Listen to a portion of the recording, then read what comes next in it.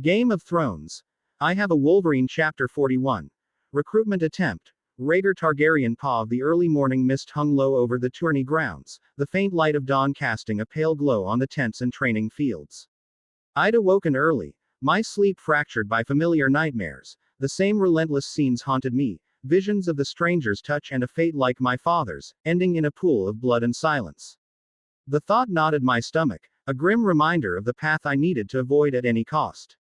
I took a steadying breath, forcing my thoughts back to the present as I gazed out over the tourney grounds. Across the yard, the early morning training had already begun, and there he was, Galahad, the young Westerman knight, the rising star of this tourney. He was the key I needed. Only 4 days ago, at the commencement feast, Galahad had been knighted, and since then, he'd captured the attention of every noble watching. Yesterday alone, he'd put on a show that had the lords and ladies buzzing with his skill. In the melee, he'd taken down 2 famed opponents, Lord Yohn Royce and a Northman, Jorah Mormont. Then, in the joust, he unseated Esser Brynden Tully, Esser Boros Blunt, and even Lord Steffan Baratheon. It was no surprise, then, that half the noble houses here were circling him like hawks. I clenched my jaw, frustrated by how quickly Lord Mace Tyrell had moved, openly offering him titles and lands in the Reach. And Tyrell wasn't the only one. The Baratheons of Storm's End, the Tullys of Riverrun, they were all vying for Galahad's loyalty, each hoping to win over the talented young knight. Though Galahad had been knighted by Tywin, he still hadn't made an oath of allegiance. He was, in essence, fair game to anyone seeking to recruit him. I'd been too slow to act, and now the competition was fierce. Mace Tyrell especially had been a thorn in my side, pushing his offers with all the charm and promises the Reach could muster. But I wouldn't let Tyrell, or anyone else, for that matter, snatch up the person who can change my fate. With a sense of purpose, I took a step forward, my Kingsguard flanking me, their presence a subtle reminder of my rank and authority. My eyes followed Galahad as he trained alone in the early morning light. His movements were fluid, his control precise, remarkable for one so young. He was near my age, yet already so skilled. Esser Galahad, I called out, my voice calm yet deliberate. He turned, catching sight of me, and immediately made to kneel, but I raised my hand, halting him mid-motion. There's no need, Esser Galahad. He straightened, studying me with quiet respect. What brings you here, Prince Rhaegar? Just observing, I replied, stepping closer. Your skill is impressive, truly. I paused, meeting his gaze. Tell me, where did you learn to fight like this? From what I understand, you were only taken as a squire by Kevin Lannister last year. Yet your skill with 2 swords rivals that of my Kingsguard here, I remarked, motioning toward Esser Arthur Dayne. I exaggerated Galahad's skills and chose this comparison purposefully, knowing Galahad favored the same dual swords as my Kingsguard, Arthur. He seemed almost bashful under the praise. Thank you. It's hard to explain, my prince, it's a mix of talent and hard work, he said, choosing his words carefully. Every morning, I run. Every afternoon, I train and spar. I use techniques I've picked up on my own, and I drill them daily. He went on to describe unusual training methods, things I'd never heard of, exercises that seemed more at home in an SOC fighting pit than a Westerosi training yard. His dedication was impressive, and it was clear he was a man who valued self-discipline above all. So most of your day is spent training? I asked. He nodded. Yes, my prince. Your work ethic is admirable, Galahad, I said, a thoughtful edge to my tone. Your skill, your dedication, they're rare qualities. I paused, studying his face as I prepared my offer. That's why I want you to serve me. Join my Kingsguard, when the time comes. There was a stir from Esser Barristan beside me. My prince, there are already 7 of us, he reminded gently. The order cannot expand. I understand, Esser Barristan. This would be a future offer, I assured him, and he fell silent. Turning back to Galahad, I watched his expression. I expected to see pride, perhaps even awe. But instead, he looked conflicted, his lips pressed into a firm line. Then, to my surprise, he said, I must refuse, my prince. The words hit me like a blow, and I struggled to mask my surprise. Refuse, I repeated, hardly believing I'd heard him correctly. Why? Is it because of your loyalty to the Lannisters? I added. He hesitated, a flicker of something troubled crossing his face. It's not a matter of loyalty, my prince, he clarified. It's that I wish to marry one day. A Kingsguard's vows would deny me that. I forced myself to breathe, hiding the faint disappointment his words stirred. So that was it. As you wish, I replied, keeping my tone steady. But know that my offer still stands. My gaze lingered on him, assessing. And if not as my Kingsguard, I continued, shifting the subject to gauge his ambition, then tell me, what is it that you desire? He hesitated again. I don't think it's something you can grant, my prince. Try me, I urged. Whatever it is, I'll see it done. He looked away, almost shy. A house of my own, he admitted at last. By the sea, with lands and holdings. A pang of regret settled in my chest. That, I cannot grant. Not yet, I said honestly, noting the brief flicker of disappointment in his eyes. But perhaps one day, I added, leaving the possibility open. He inclined his head respectfully. Then, for now, I must decline, Prince Rhaegar, he said simply, his tone respectful yet firm. He granted me dignity, offering a chance for consideration, but his resolve was clear. At that moment, Sir Arthur Dane stepped forward, his voice sharp. You should consider yourself honored, lad. Refusing the prince's offer isn't a decision to make lightly. It's his choice, Sir Arthur, Prince Lewin Martell interjected, his tone placating. I nodded, placing a hand on Arthur's arm to calm him. Then, turning back to Galahad, I inclined my head, a hint of regret in my voice. I respect your decision. Good fortune to you in the melee, Sir Galahad. With that, I left the training grounds, feeling a quiet dissatisfaction settle within me. Richard Povi sat in my tent, fitting my armor piece by piece as my thoughts lingered on the prince's offer this morning. Kingsguard. No matter how grand he made it sound, there was no way I'd trade my family, or a happy life with Alicent, for a life bound to another man's service. My mind shifted to my plans, carefully set in motion and nearing completion. This tourney was the final step. Soon, I'd have my noble title, whether by the Lannisters or through the Reach, Dorne, Riverlands, or Stormlands. Ideally, it would be the Lannisters. I'd built too much in the West to abandon it now. Still, I could establish operations anywhere if I wanted, given the time. And time, I had. With the last strap tightened, I reached into my pocket and drew out a handkerchief embroidered with the Lionheart sigil, a gift from Alicent. She'd made it herself, her delicate handiwork filling each thread. I brought it to my nose, taking in her faint scent, and felt a rare smile pull at my lips. She'd given it to me after our dance, and I'd kept it close ever since. I wished she could be here, that I could share the victory openly with her. But she was still young, not yet ready for the attention this life would bring. Someday, though, when I held my title, I'd make it all up to her. My gaze then fell to the handkerchief tied to my wrist, Elia's. Unlike Alicent's, this one unsettled me. The bond I built with Elia's were lies. Every gesture, every laugh, every playful tease I shared with Elia had been an act, part of the plan. Yet she had fallen for me faster than I expected.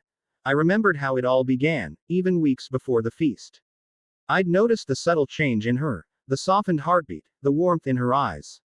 I'd seen those looks before, the same way Alicent looked at me before her confession. That softness in Elia had given me an easy way in. Even then, I had tried to quell her affections. Before I sang to her that night, I'd told her I loved someone else. She should have understood.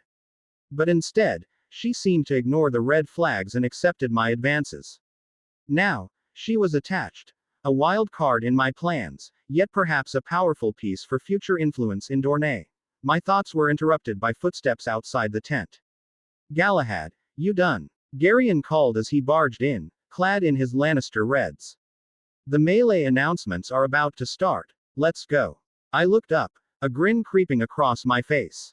All right, let's go. He led the way, and I followed. This round's going to be brutal, he muttered as we walked. 20 of the best knights, including me, you, Tyget, and a baron. All of us, head to head, he said with a note of exasperation. I nodded, imagining the chaos that would unfold. My gaze shifted to Garyon, then to the thought of the other two. For them to make it this far, it made sense. Training with me had sharpened their skills, and today, I'd see just how much. Don't worry. You've got me, remember. I clapped a hand on his shoulder. We'll team up and make it to the final 7. You're right, we've got this. Garion pumped himself up, a gleam of determination in his eyes. I chuckled. He had become my closest ally. For his skill, his honesty, and that constant, reckless energy he brought to everything. I respected him, and I pitied him, as well as Tyget and Abaron. Today we may team up. But when tomorrow's final round came, I'd unleash a surprise none of them would expect. Chapter 42. Esser Galahad vs. Esser Arthur Dane. Richard Paw. The sun was high, casting a golden glow across the melee grounds as the herald called each name loudly, stoking the cheers from the crowd. Nobles and commoners alike filled the stands, a roar of anticipation rippling through them. Moments ago, I arrived, just in time for the spectacle. As my gaze swept across the larger arena, I counted 20 men including me, each of us taking our place in a big circle. It was a free-for-all, with alliances formed and broken on a whim. Yet I knew I could trust my allies for this round. Garion, Tyget, and Abaron stood with me. Together, we made a deal not to face each other. Across the grounds, the gleam of white cloaks caught my eye. Esser Barristan Selmy and Esser Arthur Dane, the best of the Kingsguard, who I knew would also undoubtedly team up, and wouldn't face each other. Esser Arthur met my stare with a smoldering intensity. I could feel the weight of his disdain, the sting of my rejection of his prince's offer still lingering. Testing myself against him, and Esser Barristan, would be a thrill, but that would have to wait for the final round. Among the crowd, my gaze lingered on Esser Brynden Tully, the Blackfish.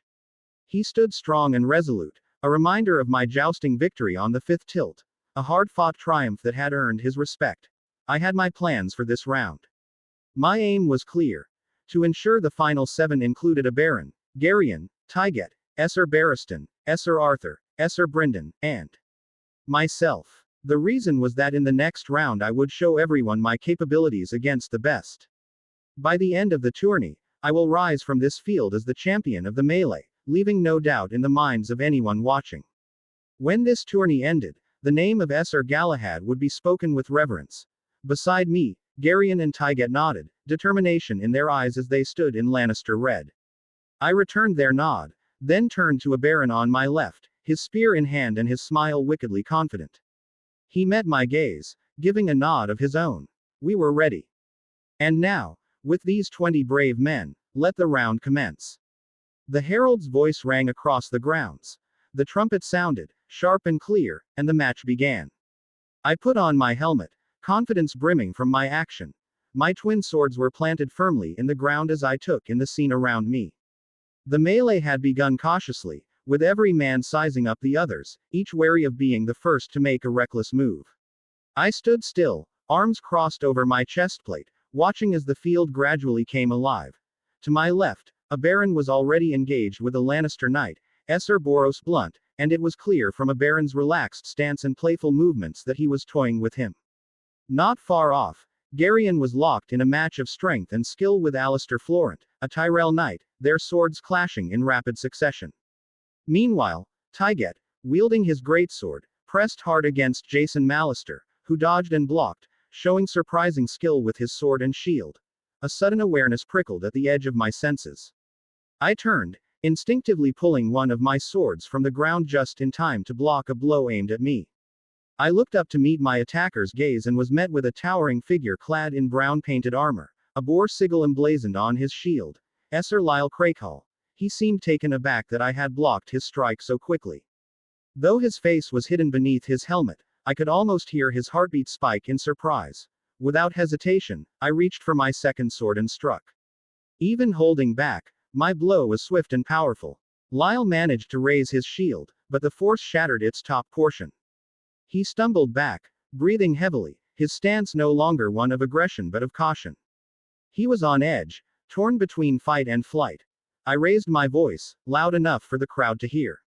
That wasn't very knightly of you, Esser Lyle, attacking an unarmed man, I chided, keeping my tone calm yet pointed. You think so little of me. It was part of the game. Riling up the crowd, feeding their anticipation.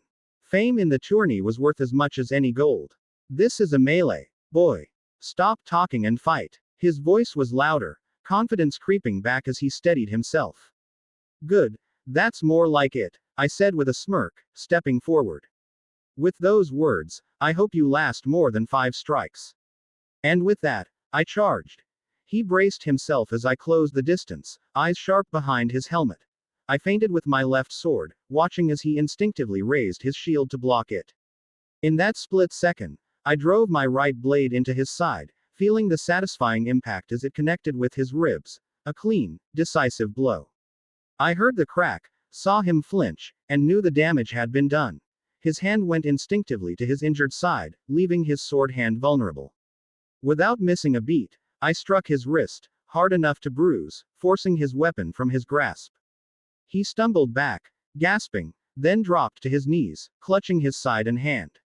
I yield, he cried, voice strained with pain. I was disappointed that he couldn't last longer than 2 strikes. The marshal quickly intervened, hauling Sir Lyle to his feet and leading him away, likely to the infirmary. I drove both swords into the ground, stretching my arms out in a show of triumph. The crowd roared, their cheers echoing across the field, a thunderous response to my display of skill and strength. I could feel their eyes on me, their excitement exhilarating. Sir Arthur Dane paused the moment the melee began. I had planned to face off against Galahad. His refusal of my prince's offer had left a bitter taste.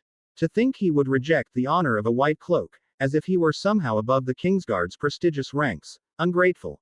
I could see right through his flimsy excuse. Land and title. The gall to dangle those desires before Prince Rhaegar, only to refuse him. Galahad had exposed his ambition, and it disgusted me. In this round, I would make him understand the place he belonged.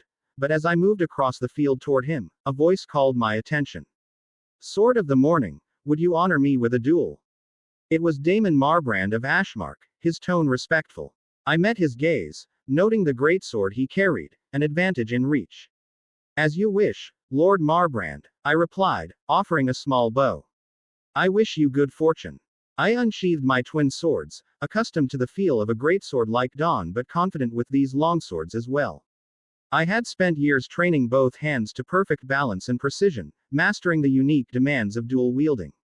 Our blades met in the space between us, and I readied myself, focused and prepared to give Marbrand the duel he sought.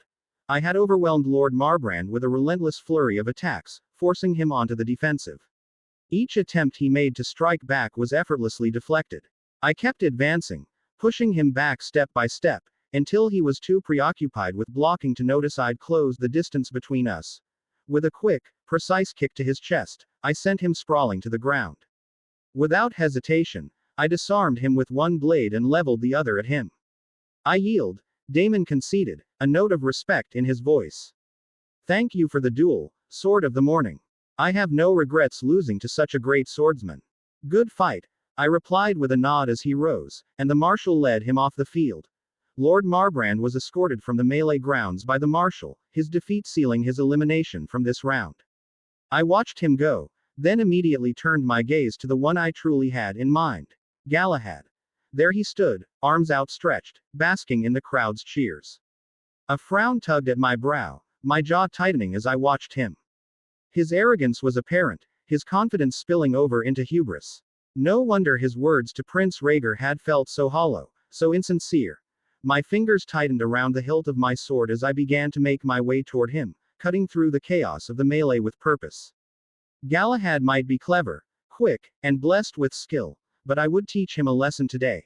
As I drew closer, I could sense the crowd rallying behind Galahad, their shouts and gestures alerting him to my approach. Sir Arthur Dane, you finally showed, he remarked with a mocking tone, nodding at me as if he had anticipated my arrival. I presume you wish for a duel, he continued, his cockiness evident. The irritation simmered within me. I understood now why I had grown wary of my prince's interest in Galahad. His insincere bravado and arrogant demeanor were grating on my nerves. I took a breath, steeling myself as I closed the distance.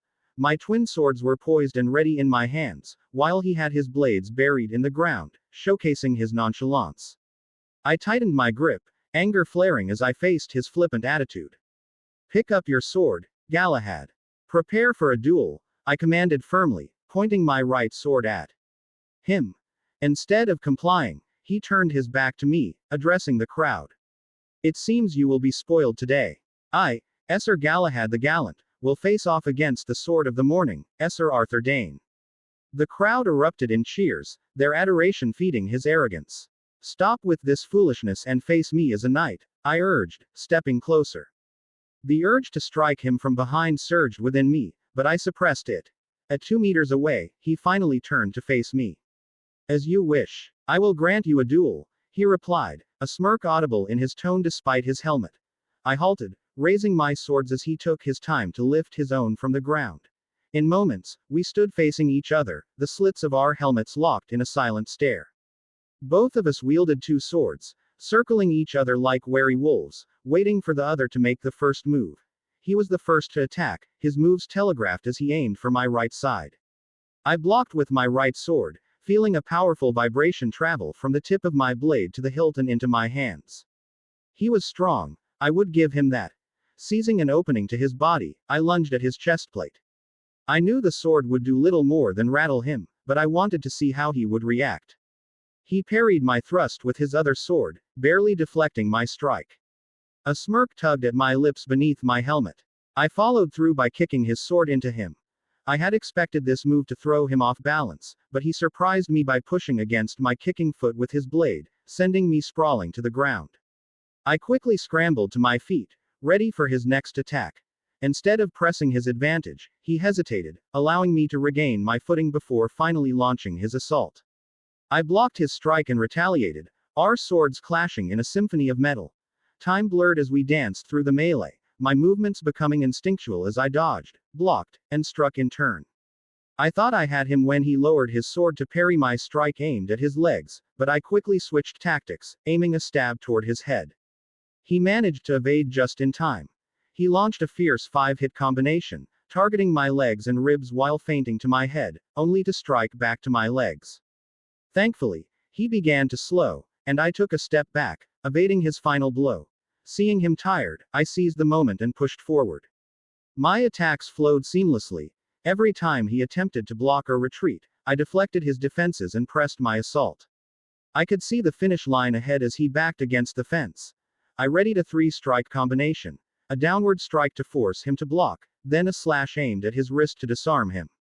I anticipated his block, but to my surprise, my blade struck his wrist armor instead of finding its target. Instead of dropping his sword in pain, I heard a chuckle, unexpected and disarming. My eagerness had left me open. He took advantage, delivering a powerful kick that sent me flying 2 meters backward. I landed hard on my back, gasping for breath. Moments later, I felt the cold metallic touch of steel against my neck, just beneath my helmet. I looked up to find Galahad looming over me, one sword pointed at my throat while the other readied for a follow-up strike if I managed to escape the first sword. I yield. It's your win, I conceded, accepting my fate. There was no regret in my loss. I had intended to teach him a lesson, but I realized through our duel that he wasn't simply cocky or hubristic. He was merely confident in his abilities. My blood began to cool, and I finally registered the exhaustion weighing on my body, drenched in sweat, probably the most I had perspired in some time. You're lucky, Sword of the Morning, Galahad said with a wry tone, it seems. Someone has yielded before you. Confused, I glanced around. What did he mean? The round has been completed, and the final 7 of the melee have been decided, the herald announced, his voice ringing clear. They are Sir Barristan the Bold, Abaron the Red Viper, Lord Garyon the Young Lion, Lord Tyget the Brave, Sir Brynden Blackfish, Sir Galahad the Gallant, and Sir Arthur Dane Sword of the Morning, the herald declared, his voice ringing through the air.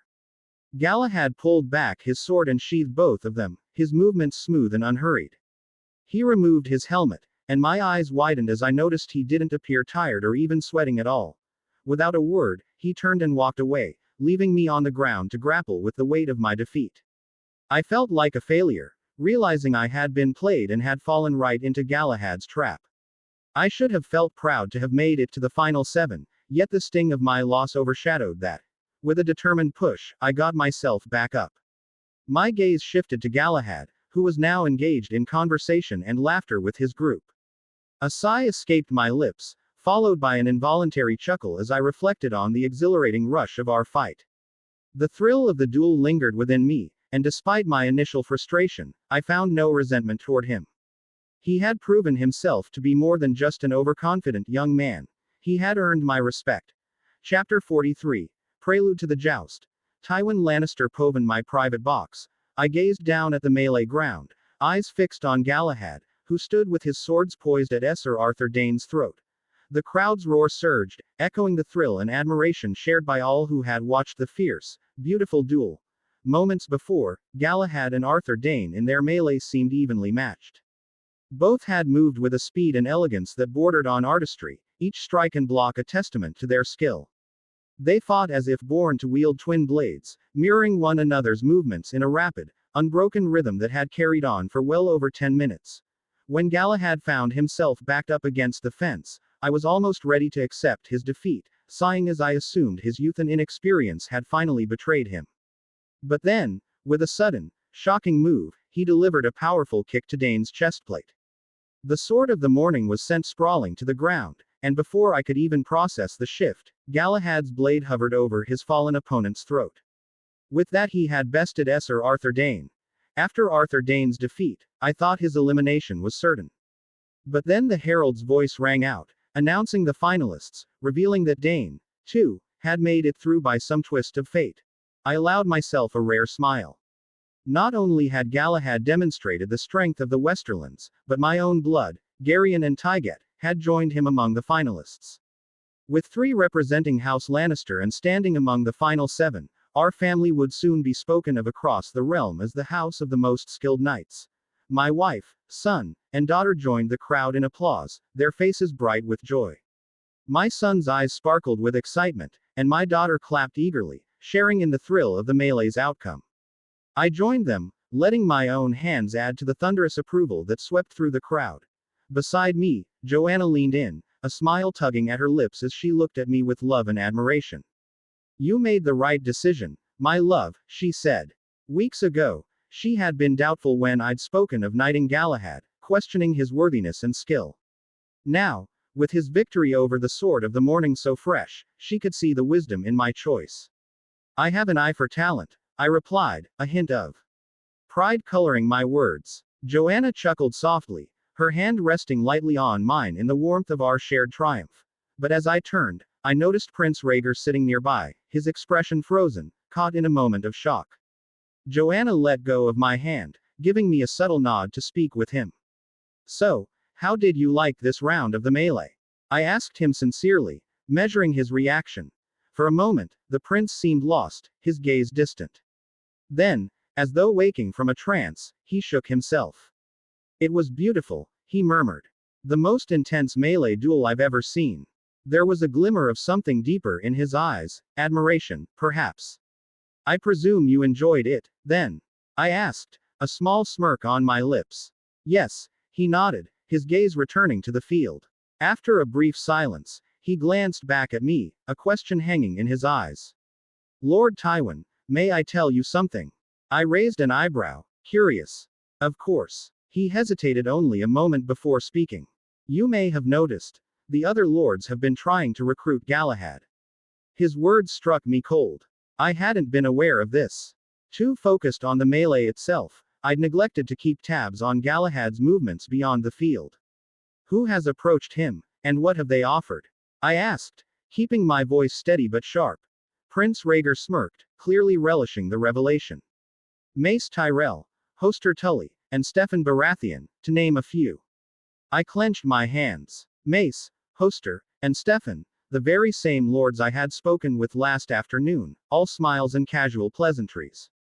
Little had I suspected that, even as they sat at my table, they were eyeing Galahad for themselves. "Thank you for telling me, Prince Rhaegar," I replied, my tone genuine. "It's my pleasure," he said, smiling. As the conversation ended, a single, undeniable thought filled my mind. I could not afford to let Galahad slip away. His potential was clear, but now, after his victory over Arthur Dayne, it was beyond question. He was already guaranteed to become a legend for this feat, and if he won the final melee, his fame would be unparalleled. Losing him to another house would be more than an embarrassment. It would be a failure of my foresight, a failure of my house's legacy. I would not be the lord who let the greatest knight of his time be claimed by another. I looked down to the field, my gaze fixed on Galahad. An offer would have to be made, something substantial and binding, a promise of loyalty secured by oath and ink. Cersei Lannister Pov. After the melee, I sat in a tent, stitching carefully on the handkerchief in my lap. The tent was the same dull place I once despised 2 days ago, but now I had learned to tolerate it. Across from me sat Catelyn Tully, humming quietly as she worked, her red hair falling over her shoulder. It surprised me how quickly things had changed between us. Only 2 days ago, I'd considered her my enemy. I had hated her for the smallest things, the way she spoke, how she looked at me, how she dared to judge and correct me. But then I remembered Galahad's words. He'd told me she wasn't my enemy, that I ought to be kind to her, to befriend her. He'd said it with a soft smile, one that made it feel more like a choice than an order, and even gave me a cake as a reward. And because of that, it had been quite easy befriending Catelyn. Septa, I've finished my handkerchief, I said, lifting it for her to see. May I go see my uncles? The handkerchief bore the image of Lancelot, Galahad's dark stallion, stitched with as much care as I could muster. The Septa took it, her face showing a hint of surprise as she examined the detail. Good, good. Well done, Lady Cersei. Yes, you may go. A smile crept onto my face as I stood, pleased with my own progress. I'm finished too, Catelyn said, cheerfully, holding up a delicate headpiece she'd been working on since the start of the tourney. It was impressive, far more intricate than my handkerchief. It was what I'd expected from her. She looked from the Septa to me, her expression open and hopeful. May I go with Cersei? She smiled at me, sincere and unguarded, and I found myself smiling back. After leaving the sewing class, Catelyn and I wove through the lively tourney grounds, our 2 Lannister and 2 Tully guards trailing behind. I was eager to see Galahad, though I'd told the Septa I was looking for my uncles, a claim that seemed to sway her, perhaps because she seemed to be wary of them. When we arrived at the stables, there was Galahad, standing with Lancelot, his dark, proud stallion. Once, he'd belonged to my uncle Tyget, but Galahad had won him in a bet. I'd ridden with Galahad on Lancelot's back a few times, and I felt a familiar excitement seeing the horse's powerful frame again. Hello, Lady Cersei, Lady Catelyn, Galahad greeted us, raising an eyebrow in mild amusement. What brings you two here? We finished our sewing and were wondering if we could ride Lancelot, I replied, letting a mischievous note slip into my voice. I walked over to Lancelot, reaching up to stroke his cheek. He neighed softly, leaning his head down to me, his dark mane falling over my hand as I scratched between his ears. But Galahad sighed. I'm sorry to say, but I can't have Lancelot exhausted before the joust. My face fell, disappointment settling over me as I dropped my hand. Noticing my reaction, Galahad placed a comforting hand on my head, his eyes warm with understanding.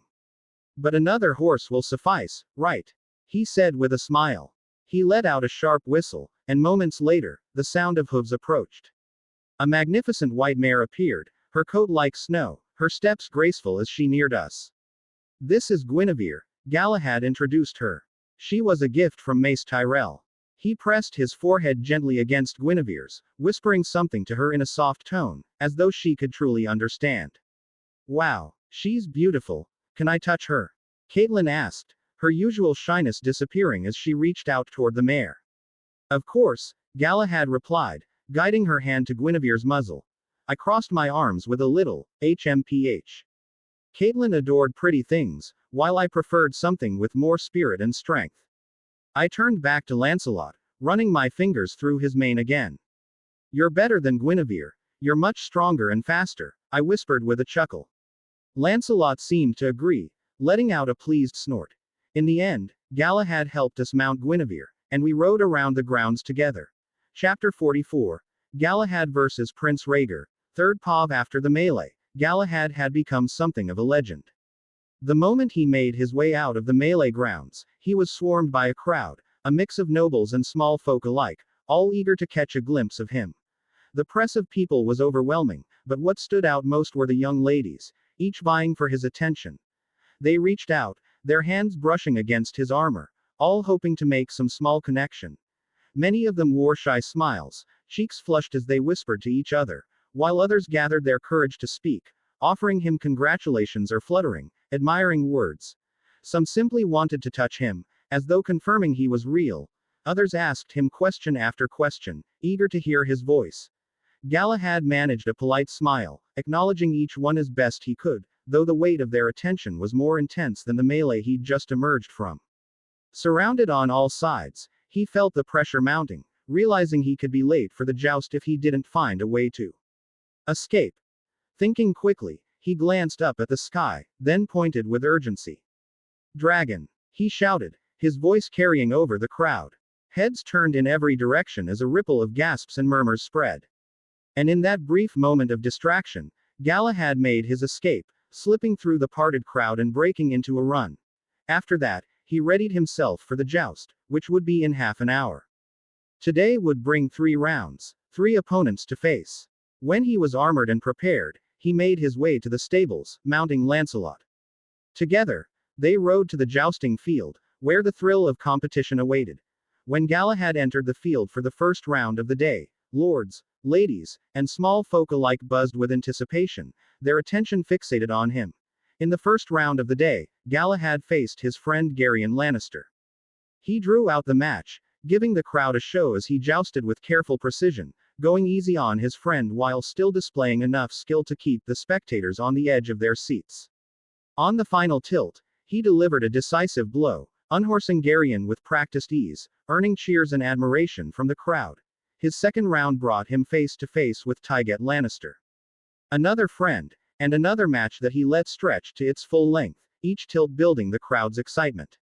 Tygett fought fiercely, their lances splintering with every pass, but in the end, Galahad enhorsed him as well, bringing him down on the last lance in what appeared to be a hard-won victory. For his third round, however, he was set to face none other than Prince Rhaegar Targaryen. Currently in the stables, Galahad was brushing his stallion, Lancelot, as he waited out the hour's break before his final joust. Around him were Gerion, Tygett, and Oberyn, all of whom had been eliminated from the joust. Oberyn shook his head ruefully, still stinging from his defeat by Ser Barristan Selmy, who had unseated him on the third tilt. Gerion was quick to tease him for his loss, laughing at his quick elimination. "At least I made it farther in the rounds," Oberyn retorted with annoyance, which only sent Gerion into another fit of laughter. Meanwhile, Tygett approached Galahad, who'd been quietly tending to Lancelot's mane. "Did you go easy on me and Gerion?" Tygett asked, a mixture of gratitude and frustration in his voice. Galahad, knowingly, smiled. "What do you think?" he asked, as though it were of little importance. Tygett, seeing the smile from Galahad, knew the answer. Relieved not to have been humiliated, he clapped Galahad on the shoulder in thanks. Then, with a parting nod, he and Gerion headed off to a meeting with their brother, Tywin and Kevin, leaving Galahad and Oberyn alone in the stables. Oberyn took the chance to step closer, his expression turning uncharacteristically serious.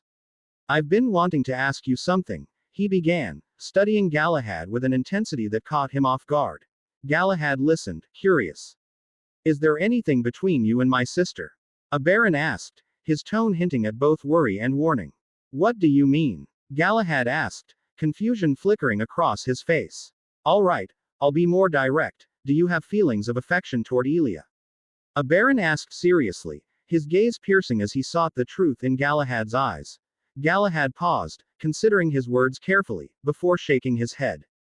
"If you meant as in love, no, I only see Elia as a dear friend," he replied honestly.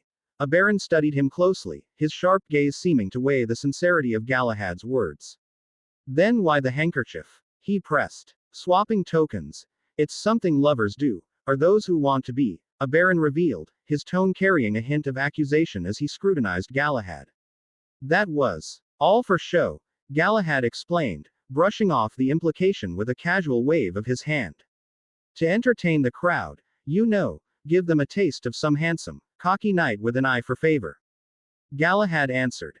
Oberyn still seemed skeptical of Galahad's answer, his brow furrowing in contemplation.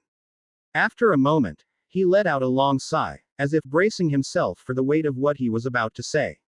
"My sister Elia has fallen for you," he stated bluntly, the words hanging in the air like a thunderclap, clearly catching Galahad by surprise.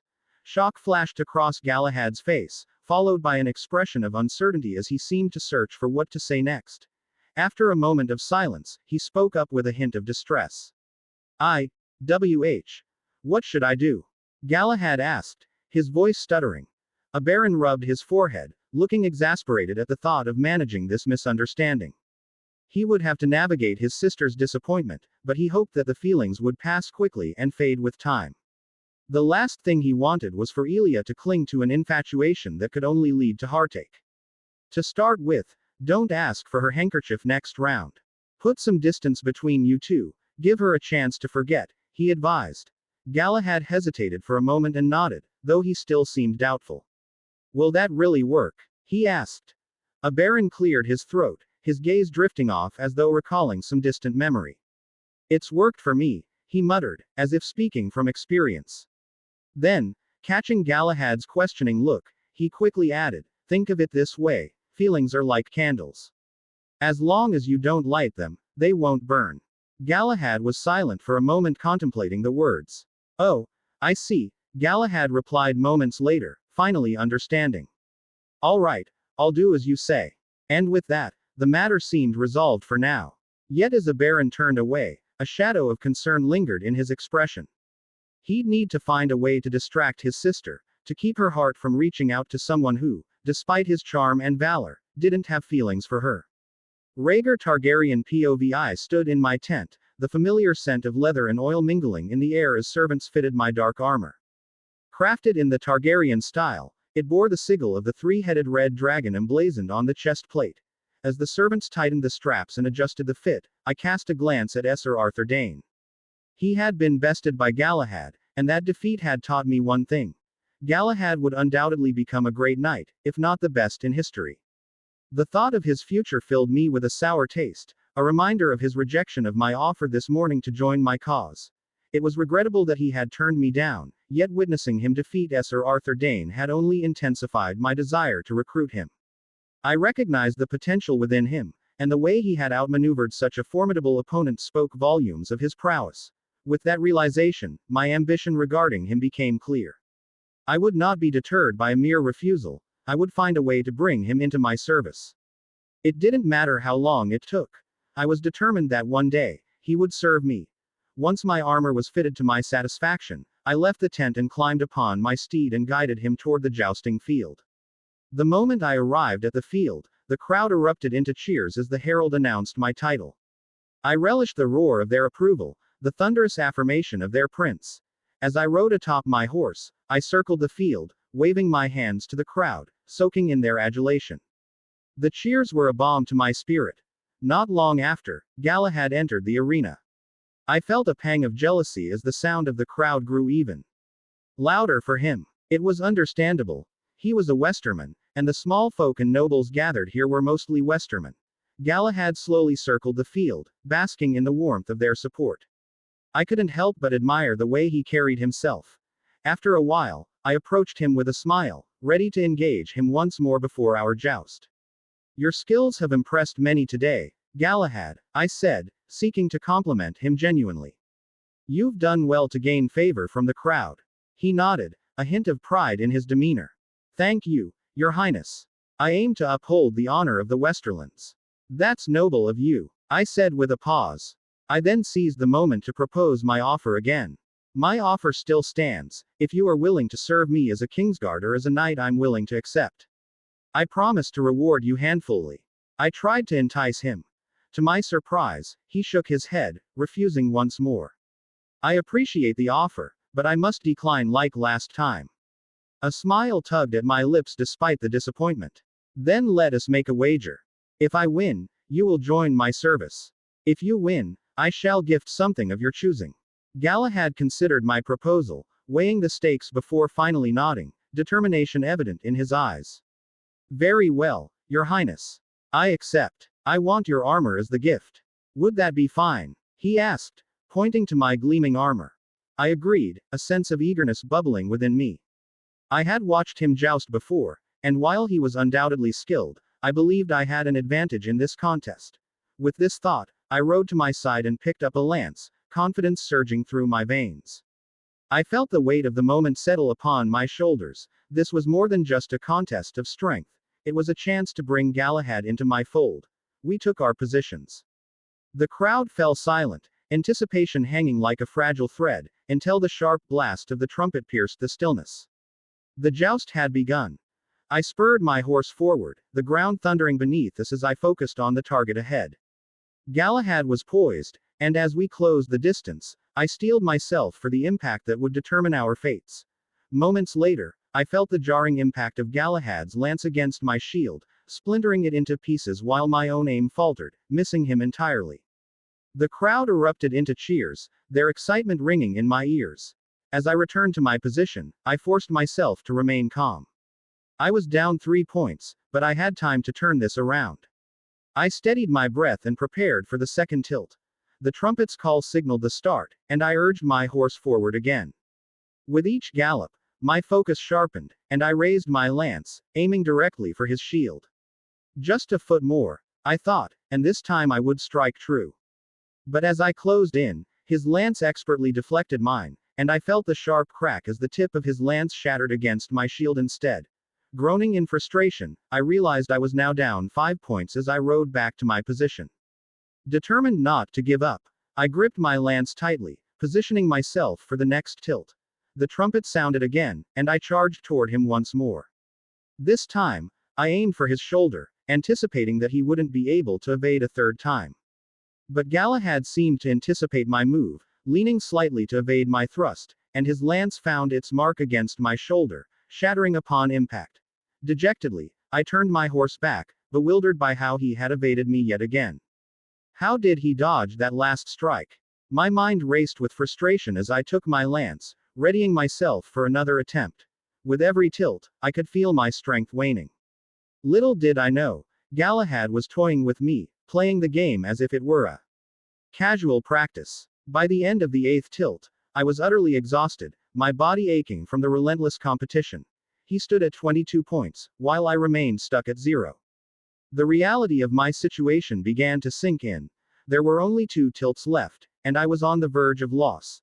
The trumpet sounded once more, and I spurred my horse forward, fatigue coursing through my veins.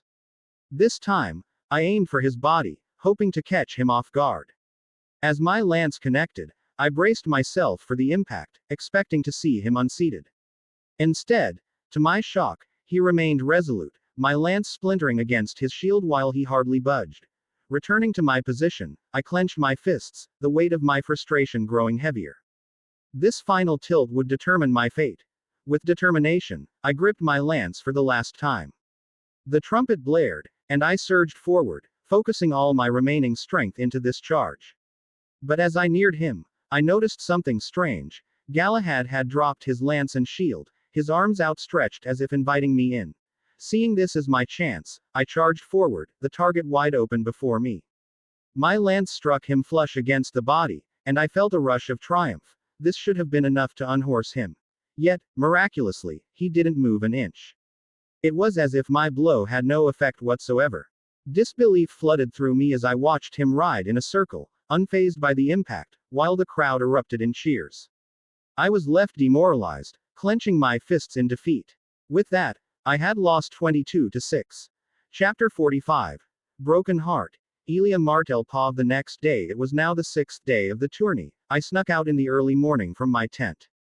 With a mix of apprehension and determination, I was set on figuring out why Galahad had ignored me yesterday. With a cloak and hood, I made my way to the tourney grounds where Galahad was training. I wished to talk to him alone. But when I got there, a small crowd was already forming. They were mostly small folk and ladies who had been smitten by Galahad. Since defeating a Kingsguard in melee and besting the prince in the joust, Galahad's reputation had grown immensely. He was now never alone like before. I clenched my fists in annoyance. Before, I could have spoken to Galahad without worrying about rumors, but now, with him always surrounded, it had grown quite hard to sneak around and talk to him. I caught a glimpse of him, his golden hair and green eyes making him look every bit the part of a knight from the songs. He was handsome, youthful, and strong. No doubt as he grew older, he'd only become more popular with the ladies. I bit my lip, fighting the urge to get close to him, and pull him aside to ask why yesterday he had ridden by without even acknowledging me. But for the sake of my mother, and the rumors, I controlled myself. After watching him train for a while, I decided to make my way to his tent instead. He'd surely go there after training. I'd wait for him there. And besides, since he was occupied here, I was curious to see what his personal space looked like. With this thought, I slipped away and made my way to his tent, my heart fluttering with a mix of anticipation and curiosity. Keeping my steps light, I made it there and I hesitated outside, glancing around to make sure no one was watching, then lifted the tent flap and slipped inside. The first thing that struck me was the simplicity of it all. There was no extravagance here, only a functional order. Every item was arranged with care, his belongings placed precisely, as if each thing had its rightful place. 2 sets of armor stood by the far side of the tent. One for melee, the other for jousting, both polished to a gleam that caught the faint morning light slipping through the canvas. I approached them, my fingers trailing close to the armor without touching. There were small scratches and dents in the metal from both the melee and jousting armor. Then my gaze fell upon his bed, a small, simple thing in the corner, barely big enough for his frame. It was lined with thick fur sheets, worn but warm. I reached out and touched the fur, its softness surprising beneath my fingertips. There was something intimate in this simplicity, something humbling. For all his power and reputation, he found rest here, in a modest bed within this plain tent. Without thinking, I sat down, letting the warmth of the furs envelop me. A part of me imagined him beside me, his green eyes watching me with that intense gaze that made me feel as if I were the only person in the world. And in that quiet space, my frustration with him softened, replaced by a different feeling, one I could barely name. I sighed as I touched my beating chest and felt sleepiness in my eyes. I hadn't slept much after yesterday's event.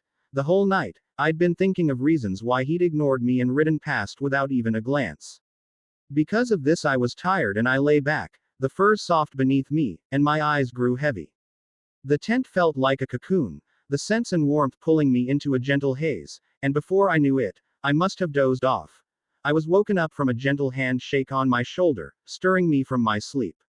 Elia, a voice murmured, soft but unmistakable. My eyes opened, and there Galahad was, gazing down at me with a mixture of surprise. "Why are you here?" he asked quietly, taking a step back as I sat up, still dazed.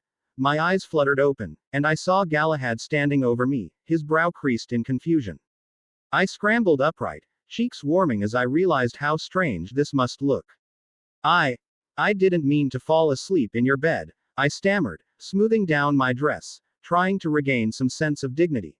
His expression was unreadable, though there was a faint trace of amusement in his green eyes. "What are you doing here, princess?" he asked quietly, his voice gentle but firm, as he took a step back, giving me space. I straightened, gathering my thoughts and remembering the reason I'd come. I reached into the folds of my dress and withdrew the handkerchief I had carried all day, ever since yesterday. In the first days of the joust, the handkerchief had been a simple cloth, once adorned with an embroidered lion devouring a sun. Over time, each stitch had been carefully placed, adding new color and detail until it became a small masterpiece. I held it out now, feeling a rush of emotion I hadn't intended to reveal. "Why did you ignore me yesterday?" I asked, my voice edged with frustration. "And why didn't you take my favor?" My gaze was steady, giving him no room for excuses. For a moment, he was silent. His eyes shifted from the handkerchief to me, his face softening. I caught a flicker of something unspoken in his expression, a vulnerability I hadn't expected. "It was not my intention to ignore you, princess," he began, his voice low and almost hesitant. "I thought."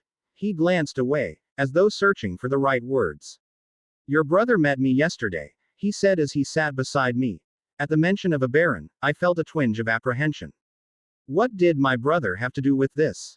"He told me something shocking, and I've been hesitating, thinking that it couldn't be true," he said, his gaze drifting down to the ground. My curiosity surged. What could my brother have said that had made him so unsure? Could a baron have discovered my secret outings with Galahad? Did he find out about our night ride? I asked, trying to gauge if that was the reason. "No, not that," he started, then paused. "Tell me," I urged, unable to bear the suspense.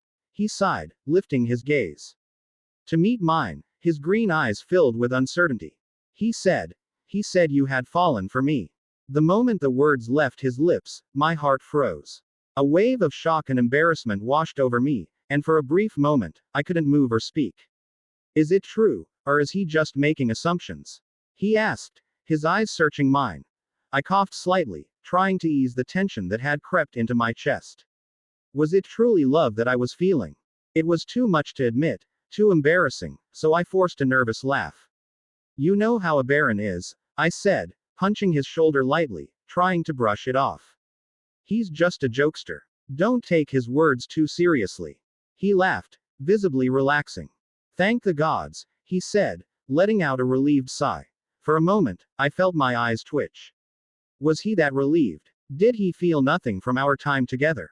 You seem relieved. May I ask why? I asked, forcing a smile. He returned my smile, and for a brief second, I wished I hadn't asked. It would be awkward, I suppose. I see you more as a friend, he said, the words like knives cutting through me. And also, he hesitated, as if weighing whether to continue. That night at the feast, you remember when I spoke of my childhood friend, don't you? The one I love. His voice softened. I remembered, though I'd pushed it from my mind, the way he had spoken of her 5 days ago, with such affection. I'd forgotten in the joy of our time together, or perhaps I'd simply wanted to forget. But now, the memory stung more than ever. He began to say more, but I stood quickly, the pain too sharp to bear. I felt foolish, like a child caught in a dream, and I wanted nothing more than to escape. Excuse me, I managed, my voice barely a whisper. I'll be heading back to my quarters. Without looking back, I left his tent, each step heavy with the weight of my disappointment. By the time I reached my own tent, my heart felt shattered, and tears stung at the corners of my eyes. The handkerchief that was Galahad's favor in my hand was wet with my tears. Chapter 46. The last 7. Richard Povin. The melee ground. I stood comfortably, my heart steady as I looked out from the narrow slit of my helmet. This was it. The final round. The herald's voice boomed across the field as he began to announce the names of the last 7 contenders. Starting with the Westerlands. From the Westerlands, representing House Lannister are Tygett Lannister, Garyon Lannister, and Ser Galahad.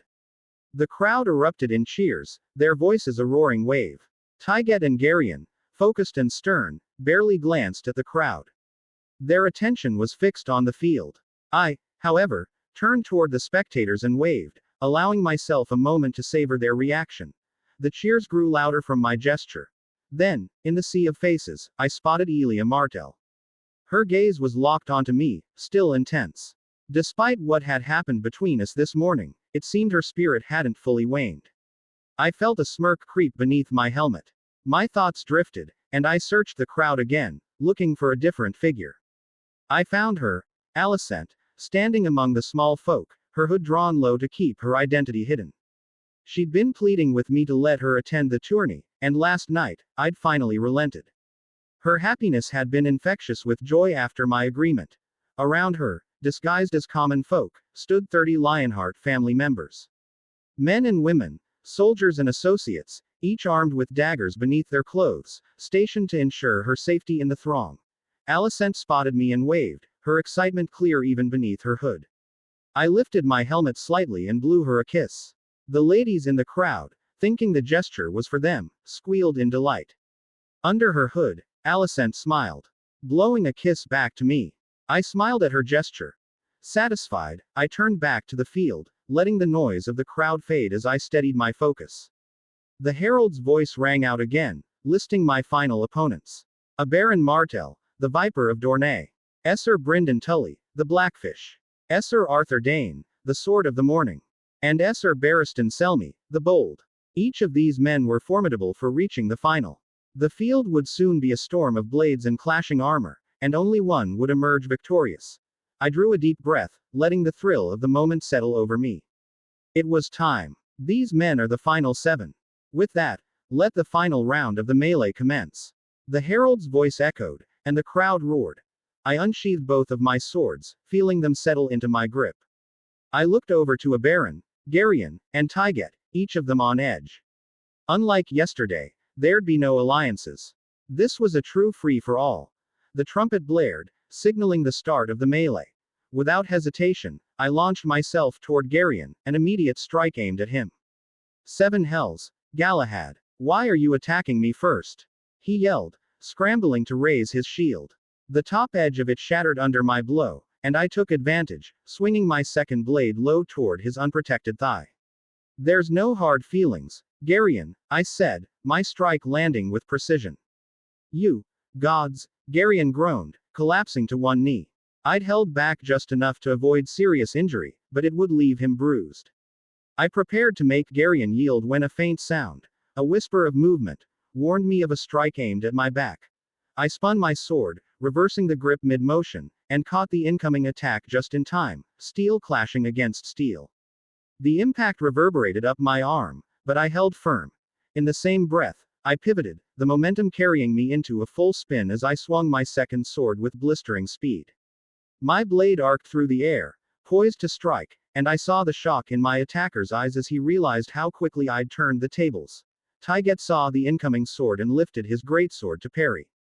Sparks flew as our blades clashed, my sword biting into the metal and leaving a visible crack. I spun my reverse grip on my other sword back to normal grip, aiming for his thigh. You, Tyget grunted, wobbling but still standing. I sighed and delivered a quick roundhouse kick to his wounded leg. Both of the Lannister brothers were on one knee ground after that, groaning in pain.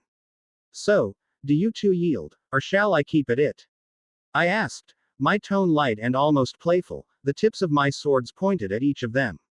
I yield. Gods, that was too quick, you should have given us a chance to show off, Garion replied, raising his hands in surrender, always the playful one even in defeat. I yield, Tyget echoed, his voice rough and tinged with disappointment. The sting of falling short was clear in his eyes. Good choice, I said with a grin beneath my helmet. I'm aiming for a record here, so I'll leave you to lick your wounds. As I said that I could spot the martial men hiding them out the melee grounds. I turned, my focus shifting to the four men still left in the melee. Across the field, Esser Brynden Tully, the Blackfish, was locked in combat with Esser Barristan Selmy, the Bold. To their right, a Baron Martell moved with the lethal grace of his namesake, his spear slicing through the air in swift arcs. But I could see he was outmatched. Esser Arthur Dane, wielding his legendary sword Dawn, held an impenetrable defense, backing a Baron up with each precise, unyielding strike. Despite a Baron's agility and speed, his attacks seemed ineffective against the skill and composure of the Sword of the Morning. 2 down, 4 more to go, I thought. Without hesitation, I jogged toward them, my eyes narrowing as I calculated my approach, intent on disrupting this duel. Esser Barristan Selmy. The moment the final round melee began, a familiar figure approached me. It was Esser Brynden Tully, known to all as the Blackfish, a man of honor as steadfast as the riverlands he hailed from. He inclined his head, a rare smile curving beneath his helm. Esser Barristan the Bold, he said, voice carrying even over the clamor around us, would you honor me with a duel? In the preliminary of the melee, unlike the others, Brynden hadn't rushed in with the other knights against me. Instead, he joined me, helping me, and we made it out of the preliminary. I respected him for that action. I took in his stance, his shield was raised, his sword poised. A worthy opponent. I accept your duel, I replied, stepping forward and squaring up to him. He did the same, and we circled each other. I was the first to strike, lunging forward with precision. My longsword clashed against Brynden's shield with a resounding clang, the force reverberating down my arm. He absorbed the blow well, bracing himself and shifting his weight to counter, but I kept pressing, relentlessly. There would be no pause, no mercy. I struck again, a swift upward slash, aiming to catch the edge of his shield and open his guard. Brynden reacted, turning his shield just in time, but it left him off balance. Seizing the moment, I pivoted, swinging my sword in a rapid arc toward his unshielded side. He barely managed to raise his sword, catching my blade on his, but the impact drove him back a step. I circled him once more, my sword raised, my steps light on the dirt. He grunted, acknowledging my advantage, but his eyes held that steely determination. He surged forward, bringing his shield up with force, trying to shove me off balance, but I twisted, sidestepping with ease, my movements fluid. With a flick of my wrist, I lashed out, the flat of my blade catching him hard against his armored shoulder. He staggered, and I closed in, pressing him back with a flurry of rapid strikes, each one delivered with purpose, each one meant to wear him down. Bryndon's defenses were strong, but I could see him starting to falter, his shield sagging just a fraction with each block. Sweat glistened on his brow, his breaths coming harder now. I drove my sword against his shield again, this time shoving forward with all my strength, forcing him back further until his feet dug into the ground. He tried to counter from the ground, but I deflected his attack with my shield and disarmed him, striking my sword against his gauntlet. "Do you yield?" I asked, voice steady, my sword poised to strike again. Bryndon looked up, pride warring with the realization that he was bested. With a resigned nod, he lowered his sword. "You've won, Sir Barristan." I lowered my blade, inclining my head in respect. "You fought well, Blackfish." After beating him, I focused my attention elsewhere around the melee ground. To my surprise, the two Lannister brothers were already knocked out of the final. My eyes focused on a fascinating scene. I watched my fellow Kingsguard and a Baron teaming up against Sir Galahad, the young knight. I was in awe of the display of the young knight. The man whom Prince Rhaegar had taken a liking to. The man who had previously defeated Sir Arthur. Moments later, a Baron yielded after losing his spear and receiving a hit to the shoulder by Galahad which caused a painful cry from him. After that, it was just Dane left, and despite the respect I held for him, I could see the toll the melee was taking. Arthur slowed down and was on the defense, the relentless pressure of Galahad's assault having tested his limits. With that I chose to join in. Galahad noticed this and took steps backward. "Would you mind if I help you?" I said to Arthur. He nodded. Just like that, Arthur and I faced off against Galahad. Galahad's energy seemed inexhaustible, a whirlwind of motion that kept both Arthur and me on our toes. His twin swords were always moving to block and strike. He darted between us with agility, striking with precision, then slipping away before we could retaliate. "Together!" I shouted, and Arthur and I surged forward, hoping to overwhelm him. But Galahad anticipated our advance, feigning left before pivoting right, slipping behind Arthur. In a flash, his swords flashed out, scoring a hard hit on Arthur's shoulder, causing a grunt of pain. Arthur grimaced, but before he could counter, Galahad turned his focus back on me. I swung my sword in a wide arc, but he ducked under the strike, his movements as fluid as water, then countered with a sharp thrust aimed at my midsection. I barely had time to raise my shield, the impact reverberating through my arm. Galahad wasn't done. He pressed forward, following up with a flurry of strikes that left me struggling to maintain my defense. Each blow to my shield chipped away at my resolve. I blocked one strike, then another, but with every second that passed, I could feel my whole arm going numb from the force of his strikes. I fought back, my sword crashing against his, but he slipped out of reach again, weaving like a shadow. And then, in a moment that felt both drawn out and instantaneous, he made his move. Arthur and I, weary and desperate to land a decisive blow, attacked simultaneously, hoping to catch him off guard. Galahad, however, remained calm. He ducked under my strike, spun to the side, and with a swift maneuver, he delivered a sharp kick to Arthur's chest, sending him sprawling to the ground. In the same motion, he turned his blade towards me, eyes gleaming with determination. I regained my stance just in time to see him coming. With a surge of adrenaline, I lunged forward, sword aimed straight at his head. But he anticipated my move, pivoting on his heel and stepping aside, letting my momentum carry me past him.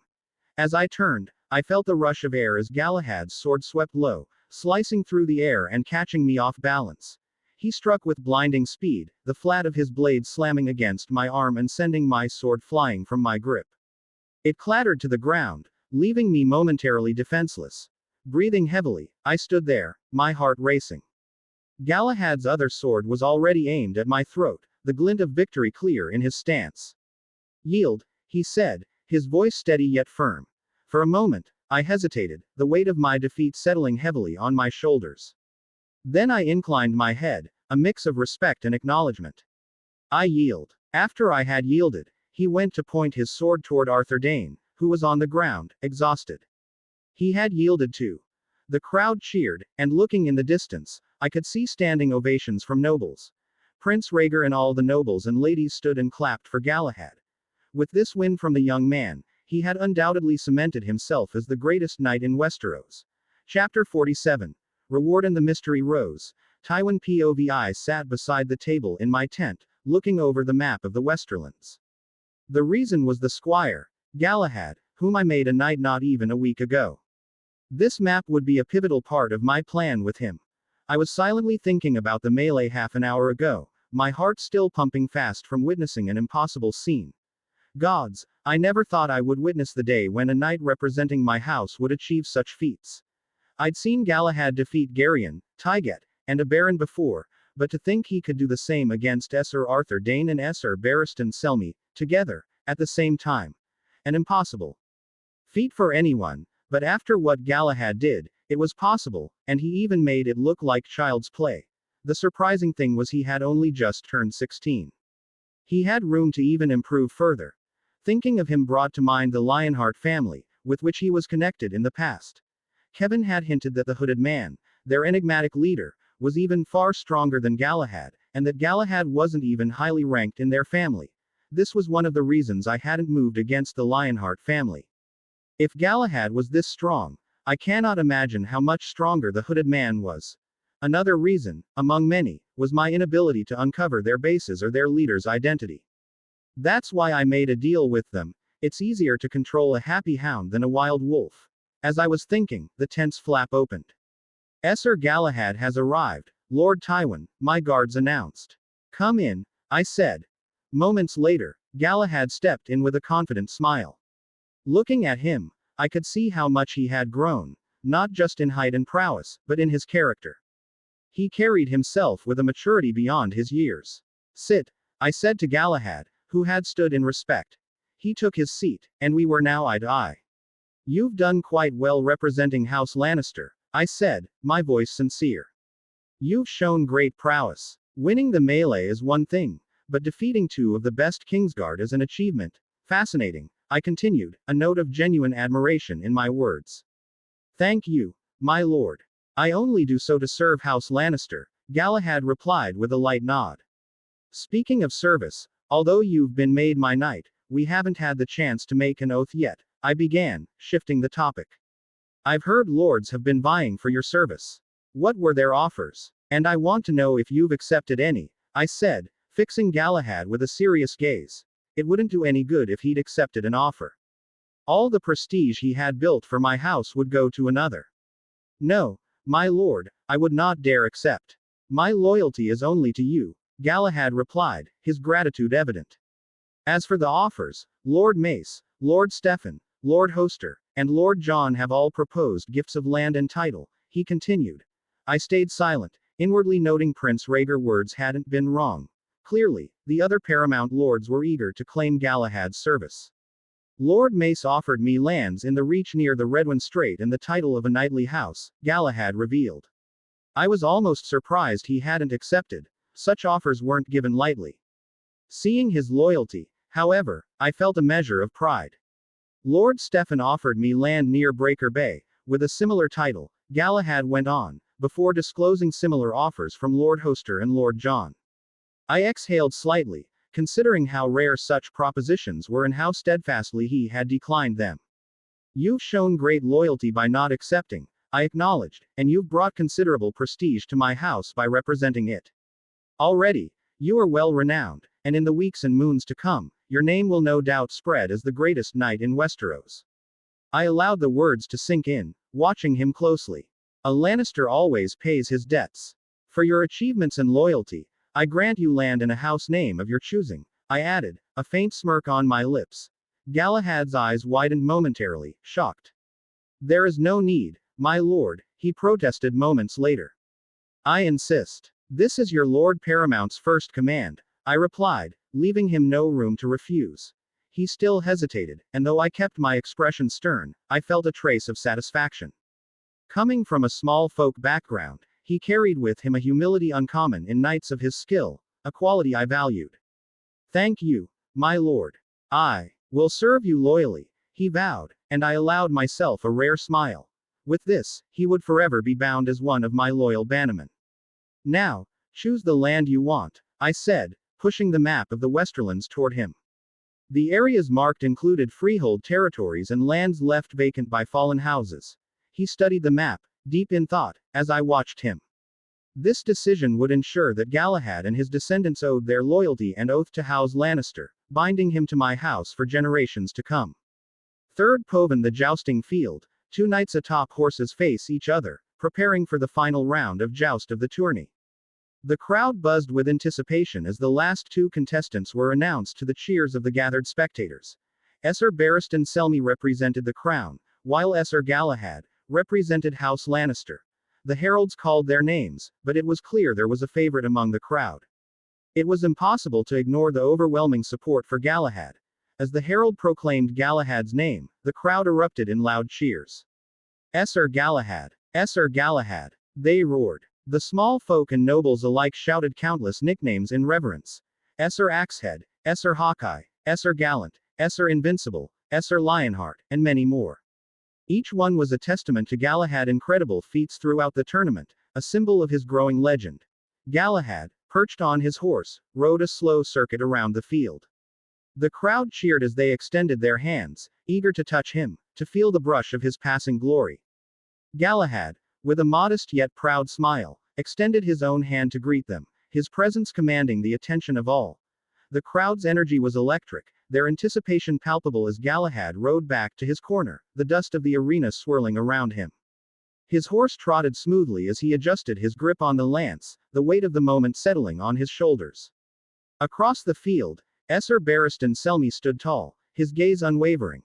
The herald's voice rang out, announcing the start of the joust. The trumpet blared, the signal for both knights to ready themselves. Galahad's face remained calm, as if he were preparing for yet another routine contest. The trumpet sounded, the joust began. With a sharp click of their spurs, both knights urged their horses forward, the ground shaking with the thundering hooves. Galahad's lance was aimed squarely at Esser Barristan's shield, while Barristan's own was locked onto its target, a momentary stillness hanging in the air before the crash of impact. The sound of splintering wood filled the field as Galahad's lance shattered on Barristan's shield, while Barristan broke the tip of his lance off Galahad's shield. The crowd erupted, gasping as they watched the score unfold. 3-2 in Galahad's favor.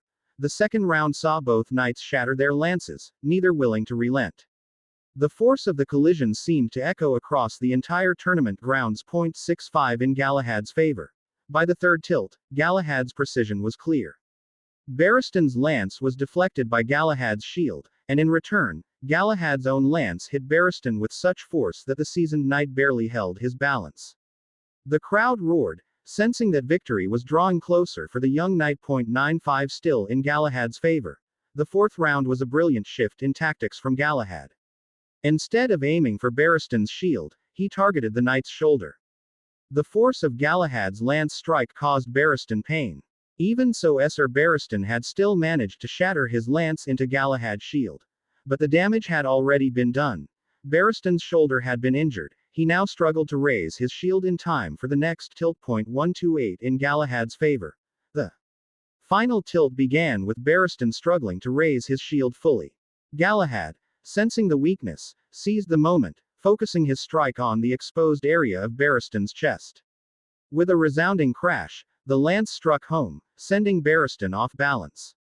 The legendary knight flailed briefly before he was sent crashing to the ground, his body sprawled in the dirt. The field was deafening.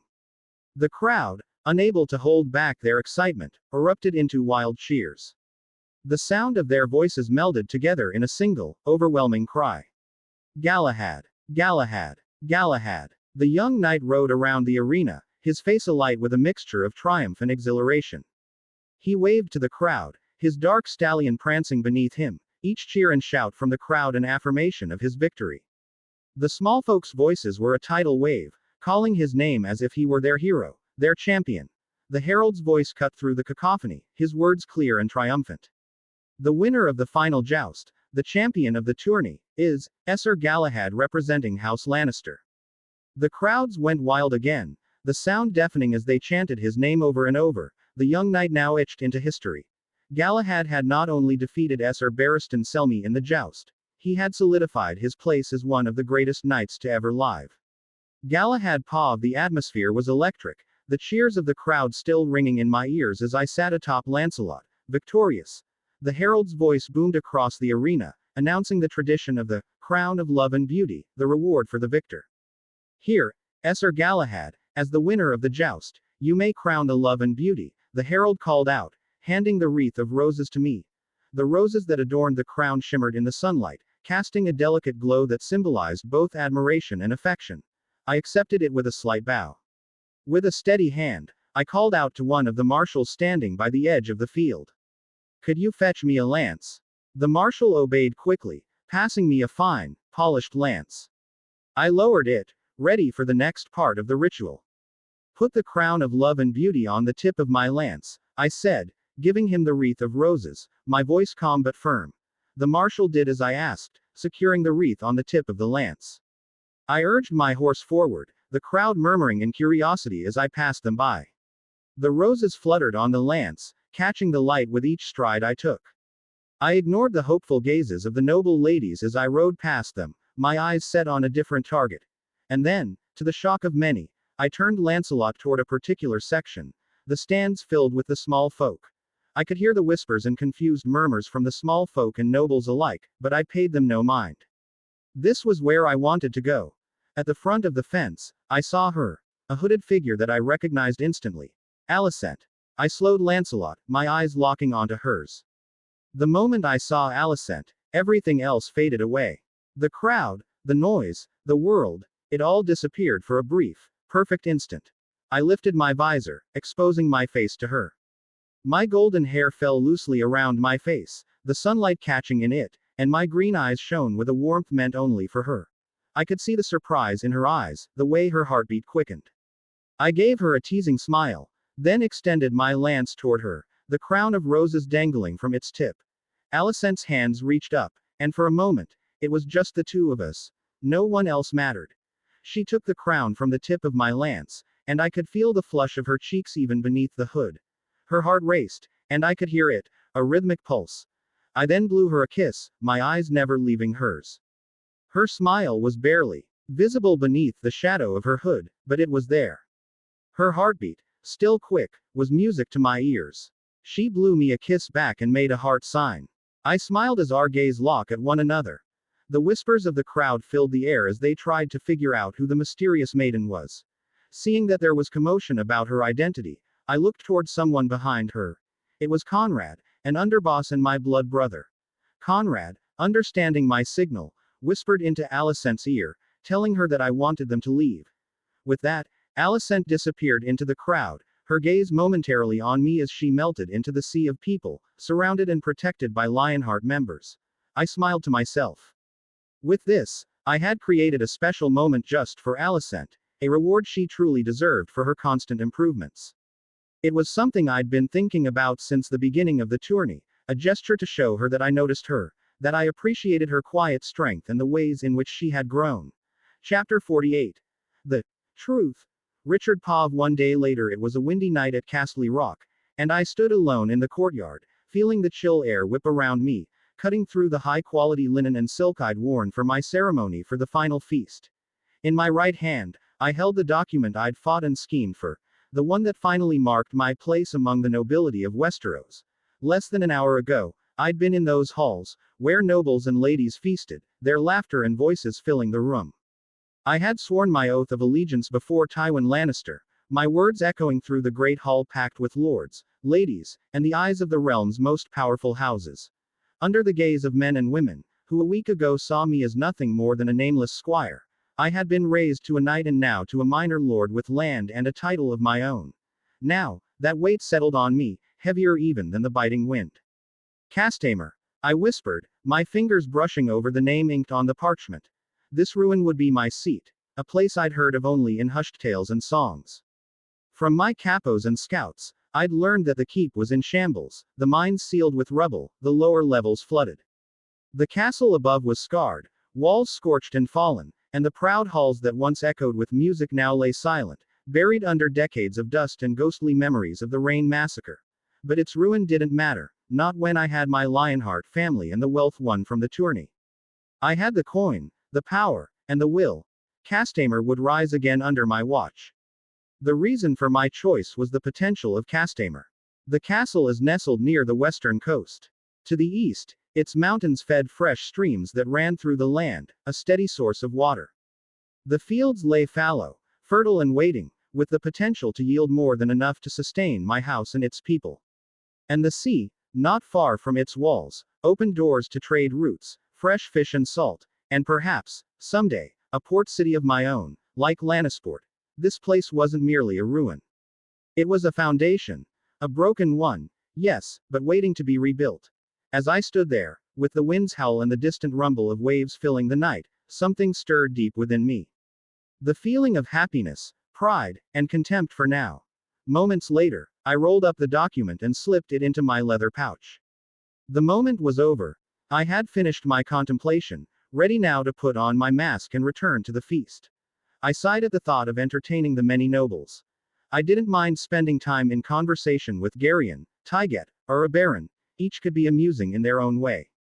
But with my new moniker, Galahad the Gallant, and the prestige of winning 4 events at the tourney, I knew tonight would demand a different kind of attention.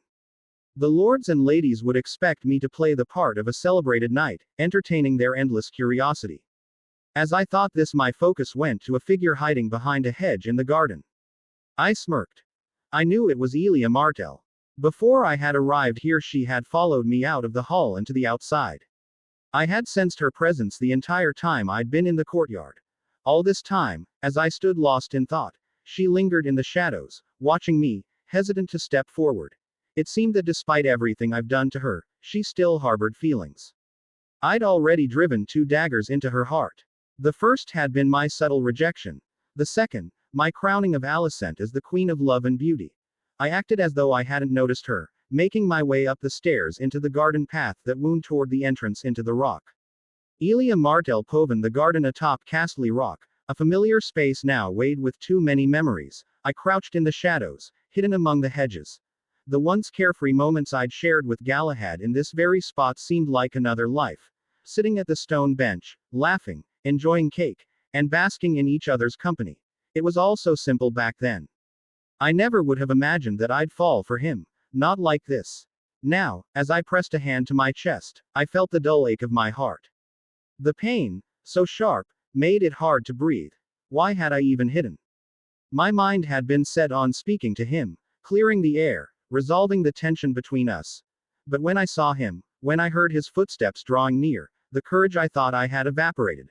I didn't want things to be awkward between us. I didn't want our friendship to dissolve into nothingness, nor did I want the bond we'd shared to fade away completely. Yet here I was, paralyzed, afraid of speaking the truth. I felt fragile, exposed in a way I never had before. I was a princess from Dorne, proud, confident, unyielding. Yet in his presence, all of that seemed to crumble away. Was it fear? Fear of being rejected again. Fear of seeing him turn away, of knowing that he had chosen someone else. Someone who wasn't me. I heard his footsteps stop just beyond the hedges, and my heart skipped a beat. I held my breath, wrapping my arms around myself as if it could shield my heart from the rawness of this moment. Then, his voice broke the silence. Princess Elia, is that you? I froze. The sound of my name on his lips felt like a weight I wasn't ready to bear. The pain of it hit me square in the chest, and my head spun. I felt dizzy, lightheaded. My weak body, always so delicate, seemed to betray me. Before I could even speak, I felt his hands, strong and sure, lifting me from the ground. His arms were steady as he cradled me, almost effortlessly, as though I were weightless. Have you collapsed while walking in the gardens? He asked, his voice a mix of concern and surprise. I didn't answer. I couldn't. My thoughts were too tangled, too clouded by everything I couldn't say. The weight of all I had left unspoken pressed down on me, too heavy to lift. I rested my head against his chest, the warmth of his body seeping into me. I could feel his heartbeat against my cheek, steady and unyielding. His grip tightened slightly, and I felt his gaze on me, waiting for an answer. But I had no words to give. He must have seen it in my silence, seen the weight of everything I was too afraid to say. He didn't press me for answers, just adjusted his hold on me, lifting me as if I were nothing more than a fragile piece of cloth. His question hung in the air like a weight I couldn't shake. Should I take you to your quarters? His voice was soft, reluctant, unsure of what I truly needed at this moment. The warmth of his breath, so close to my skin, sent a shiver down my spine, but it only made the emptiness I felt grow larger. I couldn't hold it in anymore. The tears welled up in my eyes, blurring my vision. My chest felt tight, suffocating from all the words I hadn't spoken. Why are you doing this to me? I choked out, my voice breaking. My heart felt like it was splintering into 1,000 pieces as I tried to make sense of it all. The confusion, the pain, the hope he had given me, only to watch it crumble. Why did you give me hope? I continued, barely able to breathe through the storm in my chest. The cake, the favor, the night ride, the smile, the sweet words, the conversations, why? My voice had turned hysterical, rising with the chaos I couldn't control. He fell silent. For a moment, the world around us seemed to pause, as if even the garden itself understood the weight of what was unfolding between us. He didn't answer at first, but eventually, he walked to a nearby bench, setting me down gently as if I were something fragile. His words broke the silence like a crack of thunder. It's because you're the princess. I froze. The words didn't make sense, or maybe they did. My mind tried to catch up, but the confusion lingered like a fog I couldn't push away. What? I whispered, barely able to comprehend. He sat beside me, the distance between us small yet unbridgeable, as if the space between us was widening by the second. His eyes softened, a distant sadness creeping into his expression as he spoke again. When a baron told me you had fallen for me, I was the happiest man alive. A small folk like me, to have a princess fall for me, it felt like a dream. His voice trembled slightly as he spoke, the raw honesty in his words cutting through the air. A cold shiver ran through me.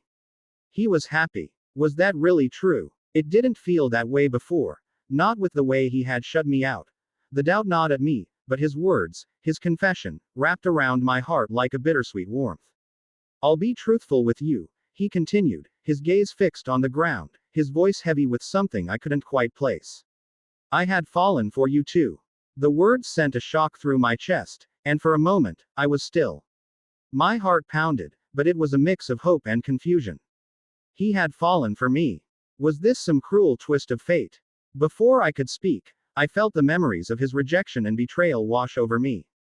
If you loved me, why did you hurt me? The question escaped my lips before I could stop it, a deep ache threading through every word. Why did you give the crown of love and beauty to whoever that girl was, and why did you say you love another, your childhood friend? My voice had grown serious, almost accusing, the pain leaking through in every syllable. He looked down then, his gaze falling to the ground, his shoulders hunched as if the weight of my words was too much to bear. Guilt. Regret. I don't have a childhood friend. He started with a revelation that shocked me to my core. I lied because I didn't want to hurt you. I couldn't face you after telling the lie. So I gave the crown of love and beauty to some random small folk. He continued to confess, his voice breaking while doing so. His hands covered his face, and I could see the pain in his posture, the weight of knowing that our love, the love I had hoped for, could never truly be. The truth hurt more than I expected. But then he lowered his hands, and the sight of him, tears streaming down his face, struck me harder than anything else. Without thinking, I wrapped my arms around him in a quiet embrace. I'm sorry, he whispered, his voice thick with emotion. I know, I whispered softly, I forgive you. Chapter 49. The Last Dance, Elia Martell Pav after. Hearing Galahad's truth, the revelation of his emotions and the reasons behind his actions, a part of me felt mended. A new understanding settled between us as we agreed to keep our relationship as it had been, close friends, instead of anything more. All the pain and anger from moments ago began to ease, replaced by a quiet sense of peace as we sat side by side on the bench, each of us absorbing what had passed between us. Yet, for all our talk of friendship, there was still a tension in the air, a feeling that neither of us could ignore. Unspoken but powerful, it hung between us, making us both uncertain. I could see he was wrestling with it, too, trying to reconcile his words with his feelings, just as I was. In the calm of that moment, my emotions finally steadied, and I couldn't stop the question that rose to my lips, the one that had been haunting me. If I had been of lower birth, I said softly, turning to him, could we have loved each other? He met my gaze, and in his green eyes, I saw a yearning that struck me to my core. Gods, I still wanted him, despite knowing our story could only end in heartache. The title I'd once worn with pride, Princess of Dorne, felt like an iron wall between us now. You have a great character and a kind heart, Elia, he murmured, his voice thick with sincerity. I would have been the luckiest man to have loved you. His eyes softened, a rare warmth lighting them in the darkness. A warmth spread through me at his words, soothing and comforting. My chest tightened, cheeks warming, and I felt both joy and sadness, tangled and impossible to separate. I'm a fool, he whispered, leaning forward, covering his face with his hands. I can't believe I hurt you, the person I love. I'm so sorry. I wish. He took a breath. I wish I'd been born a prince. I wish I could be worthy of you. His sorrow brought a pang to my own heart. I wanted to tell him that he was already more than worthy, to erase the regret that burdened us both. Galahad. I began softly, feeling the words catch in my throat. No, you're more than deserving, I whispered, conviction swelling within me. Before I could stop myself, my hand rose, gently finding its way to the back of his head. He looked at me, wide-eyed, confusion mingling with longing. But I couldn't hold back. All the love, all the previous sorrow, every ache and joy I'd held in my heart surged forward. Leaning in, I closed the space between us until my lips met his. For a heartbeat, he stiffened, muttering, "Are you sure?" But I pressed closer, feeling his resistance melt as he wrapped his arms around me. The kiss was like a spark catching fire, a release of everything we'd kept at bay. My body seemed to ignite, each second filling me with a bliss so powerful it left me breathless. Time stilled, and for those precious moments, nothing else mattered. When at last we pulled apart, my face was flushed, our breaths mingling in the cool night air. He looked back at me, his gaze dark with unspoken words, mirroring everything I felt. Ahem. I'm sorry for that, I stammered, a nervous laugh escaping me. That wasn't what friends should do, I added, cheeks burning with both exhilaration and embarrassment. He nodded, a faint smile curving his lips. Elia, he murmured, standing and extending his hand to me, his voice tender and warm. For just this night, let's be true to our feelings. Let's dance in the courtyard. Let's dance away the love and pain. His hand was steady, and I placed mine in his, letting him pull me to my feet. Together, we moved to the open courtyard, the night quiet and watchful. For this one night, I would let go. I would let my love shine in every step, every glance. As we began to sway, my heart lifted, free in the quiet intimacy that bound us, if only for these fleeting moments. Just this one night, I let myself be vulnerable, allowing the emotions I'd buried to rise to the surface. Could you sing me a song? I asked as we danced. I wanted to hear the song that had made me cry on our first dance. He nodded and began singing the melancholic song. With each verse he sang, it felt as though a weight I hadn't realized I carried was slowly lifting, replaced by a bittersweet ache. He held my hand, his voice a gentle murmur, and as we swayed together, I was reminded of every moment we'd shared, every laugh, every glance. This song, his song, captured it all. The joy, the sorrow, the unfulfilled longing. Each note was like a thread, binding us closer, even though I knew it would soon unravel. The tears fell before I could stop them, silent and unrestrained, and he caught one on his thumb, his gaze soft and tender. There was no judgment, only understanding, as if he, too, felt the weight of our parting. It was exactly how I'd felt back in those precious, fleeting moments we'd once shared. A blend of joy and pain, of wanting more yet knowing it could never be. And so, as the song ended and we stood in silence, I held on to the warmth of his hand for a moment longer. This was our last dance, our last shared secret, and as the next day approached, I knew I'd carry this night with me always, a hidden spark in my heart that would burn quietly, forever. Chapter 50. The Vision. Third Pa of one moon later inside a spacious, elegantly lit room in the Lionheart family mansion, Richard sat comfortably, his golden hair being braided. Alicent stood behind him, fingers deftly weaving his hair into neat braids, her touch light and affectionate. She giggled softly, her laughter a gentle melody that filled the room. Richard's lips curved into a warm smile. His eyes were half closed in contentment as he let her work, savoring the softness of her hands as she styled his hair. As Alicent braided his hair, Richard looked over a stack of documents. He reviewed the latest reports on lanisport. The city had returned to its familiar rhythm, still bustling with life but no longer crowded with lords, ladies, and visitors from other kingdoms. Those lords and ladies had left back to their respective land. On the other hand, Lord Tywin and his brothers Tyget and Garyon, who had departed with the prince, returned to King's Landing, while Elia, a baron, and Princess Nymeria had made their way back to Dorne. Just like that, excitement of the recent tourney was fading into memory, leaving the city's streets once more to its own people. Now, as a lord, Richard no longer needed to reside in the squire quarters of Castle Rock or in Kevin's Keep in Lanisport. This new status granted him freedom. Freedom from the Galahad persona he'd worn. With the tourney earnings, he had purchased a mansion in Lanisport, laundering his money to his family, who actually owned the mansion. He was also preparing to journey to his newly granted lands, but before that, he would celebrate Alicent's name day. The recent tourney had been immensely profitable. The Lionheart family had earned over 30,000 gold dragons from their ventures, with an additional 36,000 gold dragons from Richard's own tourney winnings.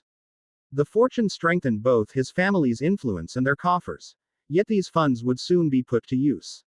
Richard had already begun planning the reconstruction of Castamere and its surrounding lands. Schemes were underway to install pumps to drain the water from the mines, and arrangements were being made to hire builders who would restore the castle above. Each decision, each investment, was aimed at breathing new life into the ruins of Castamere, transforming it into a stronghold worthy of Richard's new house. Done, Richard. How does it look? Alicent announced, reaching for a mirror. She held it up, positioning it just right so he could see her handiwork.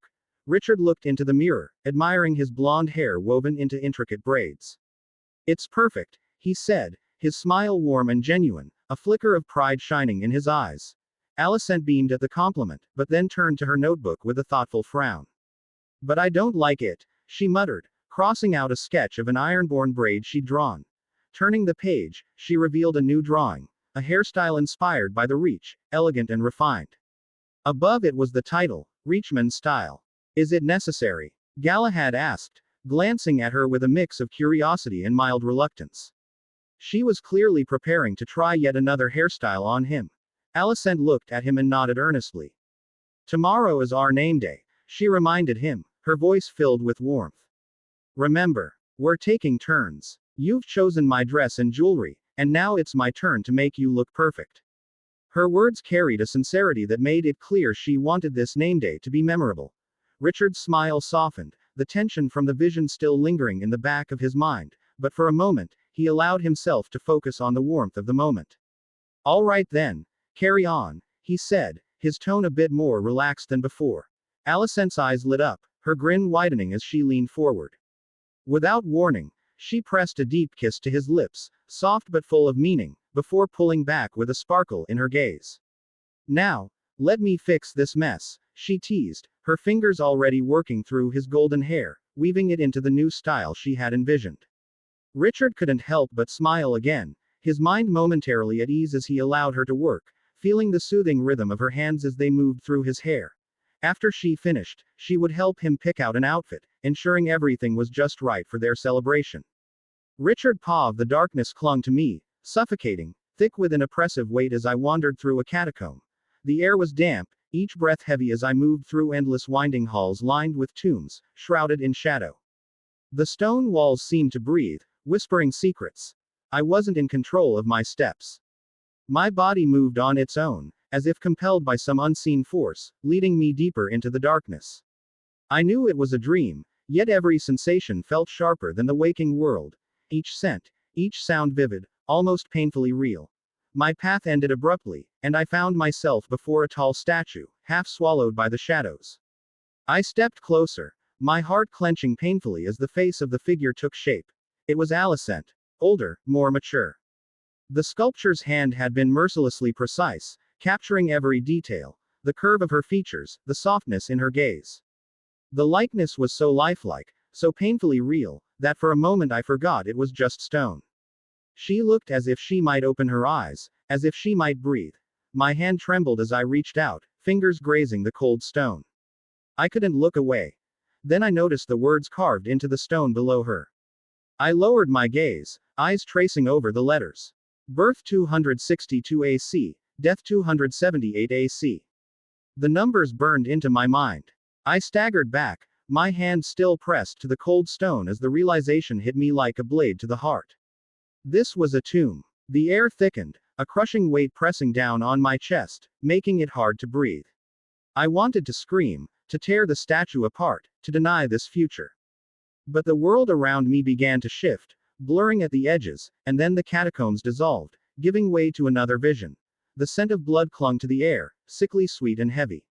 I found myself in a dimly lit room now, the quiet broken only by the faint, desperate cries of a newborn. My eyes moved to the bed in the center of the room, where a figure lay unmoving. It was Alicent. Older, more mature, just like the statue, her face pale but serene against the blood-stained sheets. Her chest lay still, her eyes closed. Cradled in her arms was a tiny bundle. A child, her child, our child. Its cries soft, almost pleading, a fragile life clinging to the last remnants of warmth in her embrace. I tried to look away, but I couldn't. I was rooted to the spot, my gaze fixed on her face, still and cold, drained of the vibrancy I had known so well. I suffocated from this, drowning in the scent of blood and loss. The door to the room creaked open, and footsteps echoed through the room. I turned, and there I saw him, myself, a few years older. My expression was one of utter desolation as he looked at her, hollow and haunted. He moved forward, not seeing me, as if I were nothing but a specter. My older self sank to his knees beside her, reaching for her hand with a desperate reverence, as if he could still feel her warmth. His fingers closed around hers, clutching it like a man drowning, as though he could somehow pull her back from the abyss. His shoulders shook, silent sobs racking his form, each one tearing at my own heart. Why was I seeing this?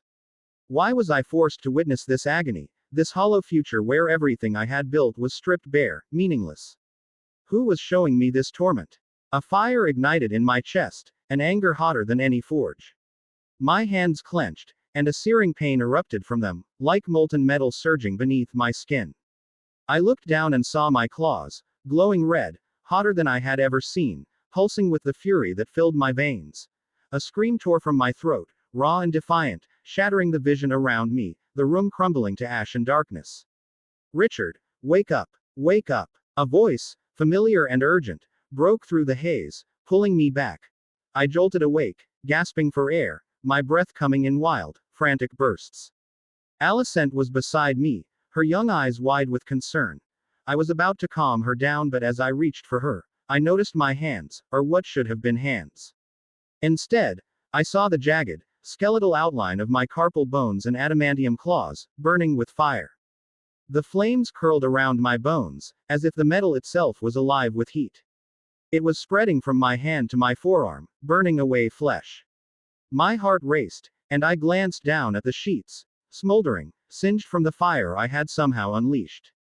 I looked toward Alicent, who seemed to be in distress, because of the burning sheets. She had gotten off the bed. Panic flickered through me, but I forced myself to focus. I couldn't let Alicent get hurt. I reached out, willing the fire to obey, pulling the flames back into my bones. The burning sheets were also extinguished as the flames were absorbed into my bones. They hissed and crackled before fading, absorbed into the metal. The flames died down, and I directed my focus to my hands, willing them to cool. The fire extinguished, leaving my adamantium claws and bones, cold and hard beneath my skin. Slowly, I felt the healing process begin, the flesh on. Moments later, I retracted my Wolverine claws, and my hands slowly returned to their normal state. Before I could even gather my thoughts, Alicent's arms wrapped around me in a tight, almost frantic embrace. "I'm okay. I won't die," she whispered softly, her voice trembling. At first, I was confused, but then the fragments of the dream came flooding back. I must have muttered something from my dream. I pulled her closer, holding her tightly against me. The sensation of her warmth and the steady rhythm of her breath calmed me, grounding me in reality. Whatever that dream, or vision, had been, I couldn't afford to let it come true. I wouldn't. Not if it meant losing her. "I'll make sure of it," I muttered, my voice low and determined. Whatever it took, I would prevent that future from ever becoming a reality. Chapter 51.1. First Anniversary in Castamere. Third Pa of 1 year time skip Castamer, once a grim reminder of the Rain and Tarbeck rebellion, had undergone a remarkable transformation in the years since Richard's arrival. What had once stood as a symbol of Tywin Lannister's unyielding wrath was now reborn, a shining beacon of House Nemeos and the rising power of the Lionheart family. When Richard first arrived in Castamer, he brought not only a vision but the determination to see it restored. His first act as Lord Galahad of Castamer was to clear the rubble and begin the monumental task of restoring the castle. Over 5,000 small folk, recruited from his lands, were paid generously for their labor on Castamer. With their combined efforts, the debris that had once choked the castle and its famed mines was cleared away, paving the way for a full-scale restoration. The first priority was the castle's defenses. The once damaged high walls of Castamer were rebuilt with precision, their towering presence now a symbol of strength and unyielding resilience. Stone by stone, the fortress reclaimed its former glory, standing tall as if to defy the memory of its fall. Once the walls were secure, attention turned to the castle's heart. The crumbling structures within were carefully restored under Richard's meticulous supervision, their grandeur returning with each passing day. The Great Hall, a place once filled with silence and ruin, now gleamed with polished wood and stone. The kitchens, where fires had long gone cold, were reignited, filling the air with the scent of roasted meats and fresh-baked bread. The Lord's quarters, official chambers, guards' barracks, guest chambers, and servants' quarters were all revived, each space serving its purpose once more. Life returned to the desolate fortress as servants and workers moved about with purpose, their tasks bringing the hum of activity to halls that had been silent for decades. Beneath the castle, the infamous mines of Castamer were being slowly reclaimed. The massive boulders that had sealed the gates were removed, replaced by sturdy iron gates standing as a new line of defense.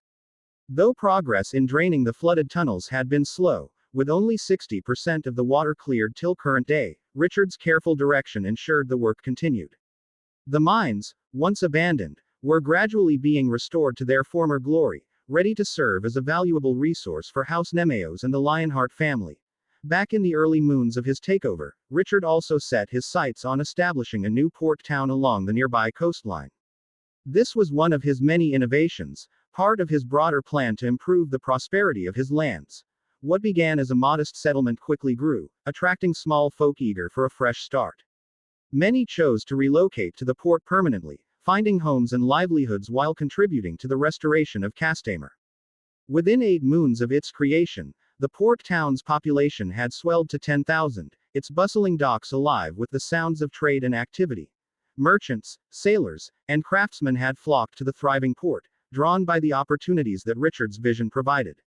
Till the present day, the port, now known as lanisport, had grown even further, its population closing in on 15,000. The docks were now a vital artery of commerce, connecting Castamer to the wider world and cementing its place as a burgeoning center of prosperity. As lanisport flourished, Castamer also flourished. With that what had once been a grim monument to destruction was now a symbol of rebirth, a beacon of hope and strength for those who called it home. Castamer was home to nearly 1,000 souls, members of the Lionheart family, loyal capos, soldiers, associates, and their families, all united by their shared belief in the bright future Richard had promised. A full year had passed since Richard first took action, and his land stood as a testament to his unyielding determination and vision. Preparations were underway for a grand occasion. The first anniversary of Castamer's restoration and the ascension of Galahad's takeover. The anniversary celebration was planned to be a spectacle, a display of the newfound grandeur of Castamer and the rising power of House Nemeos. Feasting, music, and revelry were to mark the occasion, showcasing their achievements. Important members of the Lionheart family came to pay their respects, each bearing gifts and offerings for the young lord who had made all this possible. The castle gates swung wide to welcome them, and the restored walls echoed with the sounds of life and celebration. Inside the great hall, long tables were dressed with fine linens and adorned with roasted meats, ripe fruits, and freshly baked bread. The air was thick with the rich, savory scent of the feast to come. Servants moved with purpose, attending to every detail, while musicians tuned their instruments in anticipation of the evening's festivities. The transformation of Castamer and its surrounding lands was not merely the reconstruction of stone and mortar. It was a testament to Richard's unrelenting ambition and vision. In just a short span of time, he had breathed life into a once desolate ruin, transforming it into a beacon of prosperity, safety, and opportunity. Castamere stood as a monument to what could be achieved with willpower, ingenuity, and the unshakable resolve of a young lord who refused to be defined by his past. Alicent Povi stood before the mirror, unable to take my eyes off my reflection. The dress Richard had commissioned for me was nothing short of extraordinary, a blend of elegance and majesty that reflected the colors of our house, black and gold. The fabric was a deep, lustrous black, rich and smooth like velvet under the light. Delicate golden embroidery wove across the bodice and skirt, forming intricate patterns. It felt almost too fine to belong to me, too perfect for the girl who had once roamed the streets of lanisport barefoot and hungry. The bodice hugged my form snugly but modestly, its neckline framed with fine golden lace that softened the dress's commanding presence. The skirt flared gracefully, its layers heavy with golden embellishments that shimmered when I moved. It was unlike anything I had ever worn, almost otherworldly in its beauty. I turned slightly, watching the embroidery catch the light. I felt truly transformed. In this dress, I wasn't just Alicent, the street girl turned lady of the Lionheart family. I felt like the princess I used to dream of becoming as a child. Wow, Alice, Lady Elara's voice came warmly from behind me. You look stunning. I turned toward her, my cheeks warming under her kind gaze. Lady Elara, hired as my etiquette teacher a year ago, had become a trusted friend and teacher, her wisdom and humor a steady presence in my life. Thank you, I said softly, my lips curving into a smile. Now then, let's get your hair done, Rosa said as she approached, her hands already reaching for her tools. Rosa, with her quick fingers and soft laugh, had become something of a sister to me. 2 years ago, Richard had freed her from the clutches of debt collectors, and since then, she'd found her place among us, mastering the art of weaving and styling. Sit here, darling, said Shara, stepping forward with a brush in hand. We need to make sure you're absolutely perfect for tonight. Shara had her own story of resilience, having been saved by the Lionheart family from the life of a courtesan. Her strength had inspired me countless times, and her sharp wit often made me laugh when I needed it most. I rolled my eyes playfully as I sat down. Is all this really necessary? I think I already look amazing. I japed. The room erupted into laughter. Rosa chuckled as she began brushing through my hair, and Shara shook her head, waving the makeup brush at me as if it were a sword. You're impossible, Shara teased, her grin broad. The lightness in the room was infectious, and as Rosa deftly wove golden ribbons into my hair and Shara applied delicate touches of color to my cheeks, I let myself sink into the peaceful moment. A knock at the door broke the quiet of the room. Lady Elara rose smoothly, her gown swishing softly as she moved to answer it. I'll get it, she said with a smile. I barely noticed, my attention fixed on Rosa's delicate tugs and the calming rhythm of Shara's brush. But when Lady Elara spoke again, my heart skipped a beat. Oh, Lady Maria. Please, come in. I turned instinctively, still caught in Rosa's gentle grip, and there she was, my mother, standing in the doorway. I hadn't seen her in a year. Mom, I whispered, my voice trembling, barely more than a breath. I stood quickly, the layers of my dress swishing as I rushed to her. Without hesitation, I threw my arms around her, burying my face in her shoulder. Her familiar scent of lavender and honey wrapped around me, and I felt myself crumble. It's been so long, I whispered, my voice cracking. I've missed you so much. I've missed you, too, my sweet girl, she murmured, pulling me close, her arms warm and steady. Her presence made everything else fade away. The room felt smaller, quieter, as if nothing mattered except her. She pulled back slightly to study me, her sapphire eyes glistening with pride and tenderness. Look at you, she said softly, brushing a stray lock of hair from my face. So beautiful, so grown. I barely recognized you, it's only been a year. I smiled shyly, blinking away the tears that threatened to fall. I'm going through womanhood, Mom, I said quietly, my face heating as I spoke. 6 moons ago, my body started changing so fast, it's all been a bit embarrassing. Her smile softened, warm and understanding. It's normal, darling. My baby girl is becoming a woman. She pinched my cheek playfully. Mom, I raised my voice playfully. You'll ruin my makeup, I said, pouting as I tried to bat her hand away with a grin. She chuckled, the sound rich and comforting, filling the room with warmth. Her gaze drifted down to my gown, her eyes softening as she took in the intricate golden embroidery. "This is exquisite," she said. "You look like a noble lady. Where did you get such a dress?" "Richard had it made for me," I said, my voice filled with pride as I smoothed the fabric with my fingers. "Of course he did," she replied with a knowing smile. "He always thinks of new things." With a gentle smile, she led me back to my seat. "I'll stay and watch you finish getting ready," she said, settling beside me. I held her hand tightly as Rosa and Shara resumed their work, finding comfort in her closeness.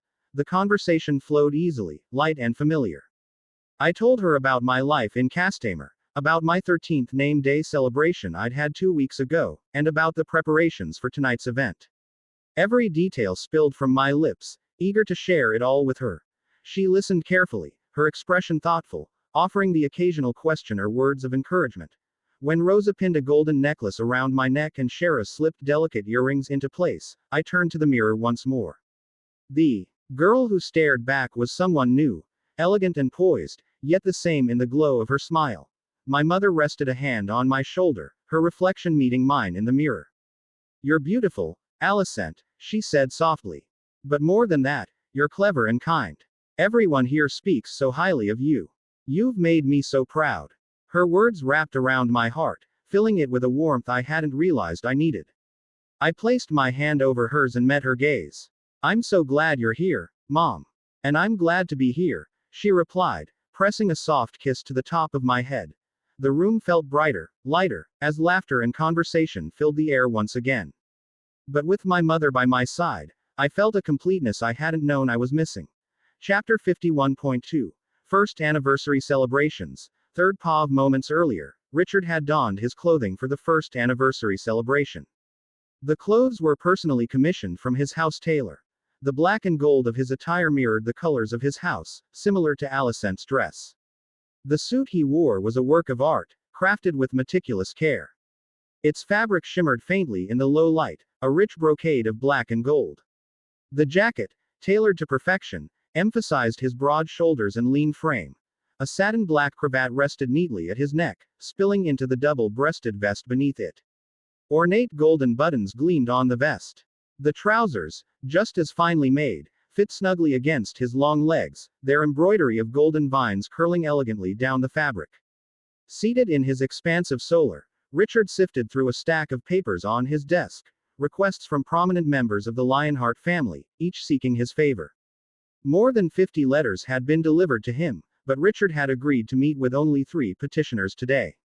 His time was valuable, and besides, he wanted the rest of the day to celebrate with Alicent, a rare indulgence he refused to let these matters interrupt. Knock. Knock. Knock. 3 knocks broke the quiet hum of the room. Richard's gaze lifted from the parchment, and his voice, deep and commanding, rang out. "Come in." The door creaked open. A young knight, clad in polished dark armor with a golden lion crest on his breastplate could be seen. The young knight, aged 16, was Esser Alfred Perrin, the son of Elara Perrin. He had golden hair and black eyes, and stood taller than most his age. Alfred entered, bowing as he stepped into the solar. His face bore a mixture of pride and deference, a reflection of both his achievements and his youth. Alfred's path to knighthood had been an unconventional one. It was through Elara that Alfred's name had first reached Richard, accompanied by a request. Elara had asked Alicent to convince Richard to personally train her son into a knight. Richard had refused outright at first, disliking the idea of personal favoritism. But the request had sparked a different idea. It was then that he developed the concept of the Knight Program, a rigorous 6-month training camp designed to mold ordinary young men into versatile warriors capable of fighting on land and sea. The program had been announced a while back across Richard's lands, drawing nearly 500 eager recruits to the camp. Only 39 had emerged from the grueling boot camp, having proven themselves worthy of knighthood. Richard himself had knighted each one in a solemn ceremony, and Alfred had been among the few who passed. Now, Alfred stood before him, his armor gleaming faintly in the lantern light. "Aaron and Tya are here," Alfred announced, his tone steady but respectful. Richard gave a curt nod, setting the stack of papers aside. "Let them in," he commanded. Alfred stepped outside, offering a brief gesture to summon the visitors. A moment later, Aaron and Tya entered the solar. Aaron, a former innkeeper turned Lionheart soldier, entered the Grand Solar with steady steps. His weathered face carried a mix of gratitude and reverence, his years of hard work etched into his features. Beside him walked Tya, his daughter, a young woman with a shy yet earnest demeanor. Her eyes darted around the room, taking in the imposing sight of Richard seated at his desk. They stopped a respectful distance away and bowed deeply. Lord Nemeos, Aaron greeted, his voice steady but warm. It is an honor to stand before you. Richard inclined his head slightly, his expression unreadable but not unkind. Speak your purpose, he said, his tone calm and measured. Aaron straightened, clearing his throat before beginning. First of all, I wished to thank you, my lord, for your generosity. The donation you provided transformed my shabby inn into a respectable establishment. Richard leaned back in his chair, the faintest narrowing of his piercing green eyes as he studied the man before him. It was the least I could do, he replied, his voice softened by an uncharacteristic hint of candor. You gave Alicent and me shelter when we were nothing more than children on the streets. Consider this repayment of an old debt, Richard said sincerely. Aaron bowed again, gratitude plain on his face. Even so, my lord, I remain thankful. After a moment of hesitation, Aaron glanced at his daughter before continuing. The matter I'm here for is not of me, but my daughter. Richard nodded, listening carefully. Aaron gestured toward Tya, who stepped forward with a graceful curtsy, her hands clasped tightly in front of her. She swallowed nervously before her father resumed. My lord, I wish to ask for my daughter to serve as a lady-in-waiting to Lady Alicent, Aaron explained, his voice steady yet hopeful. She is my only child and the future successor to my hotel.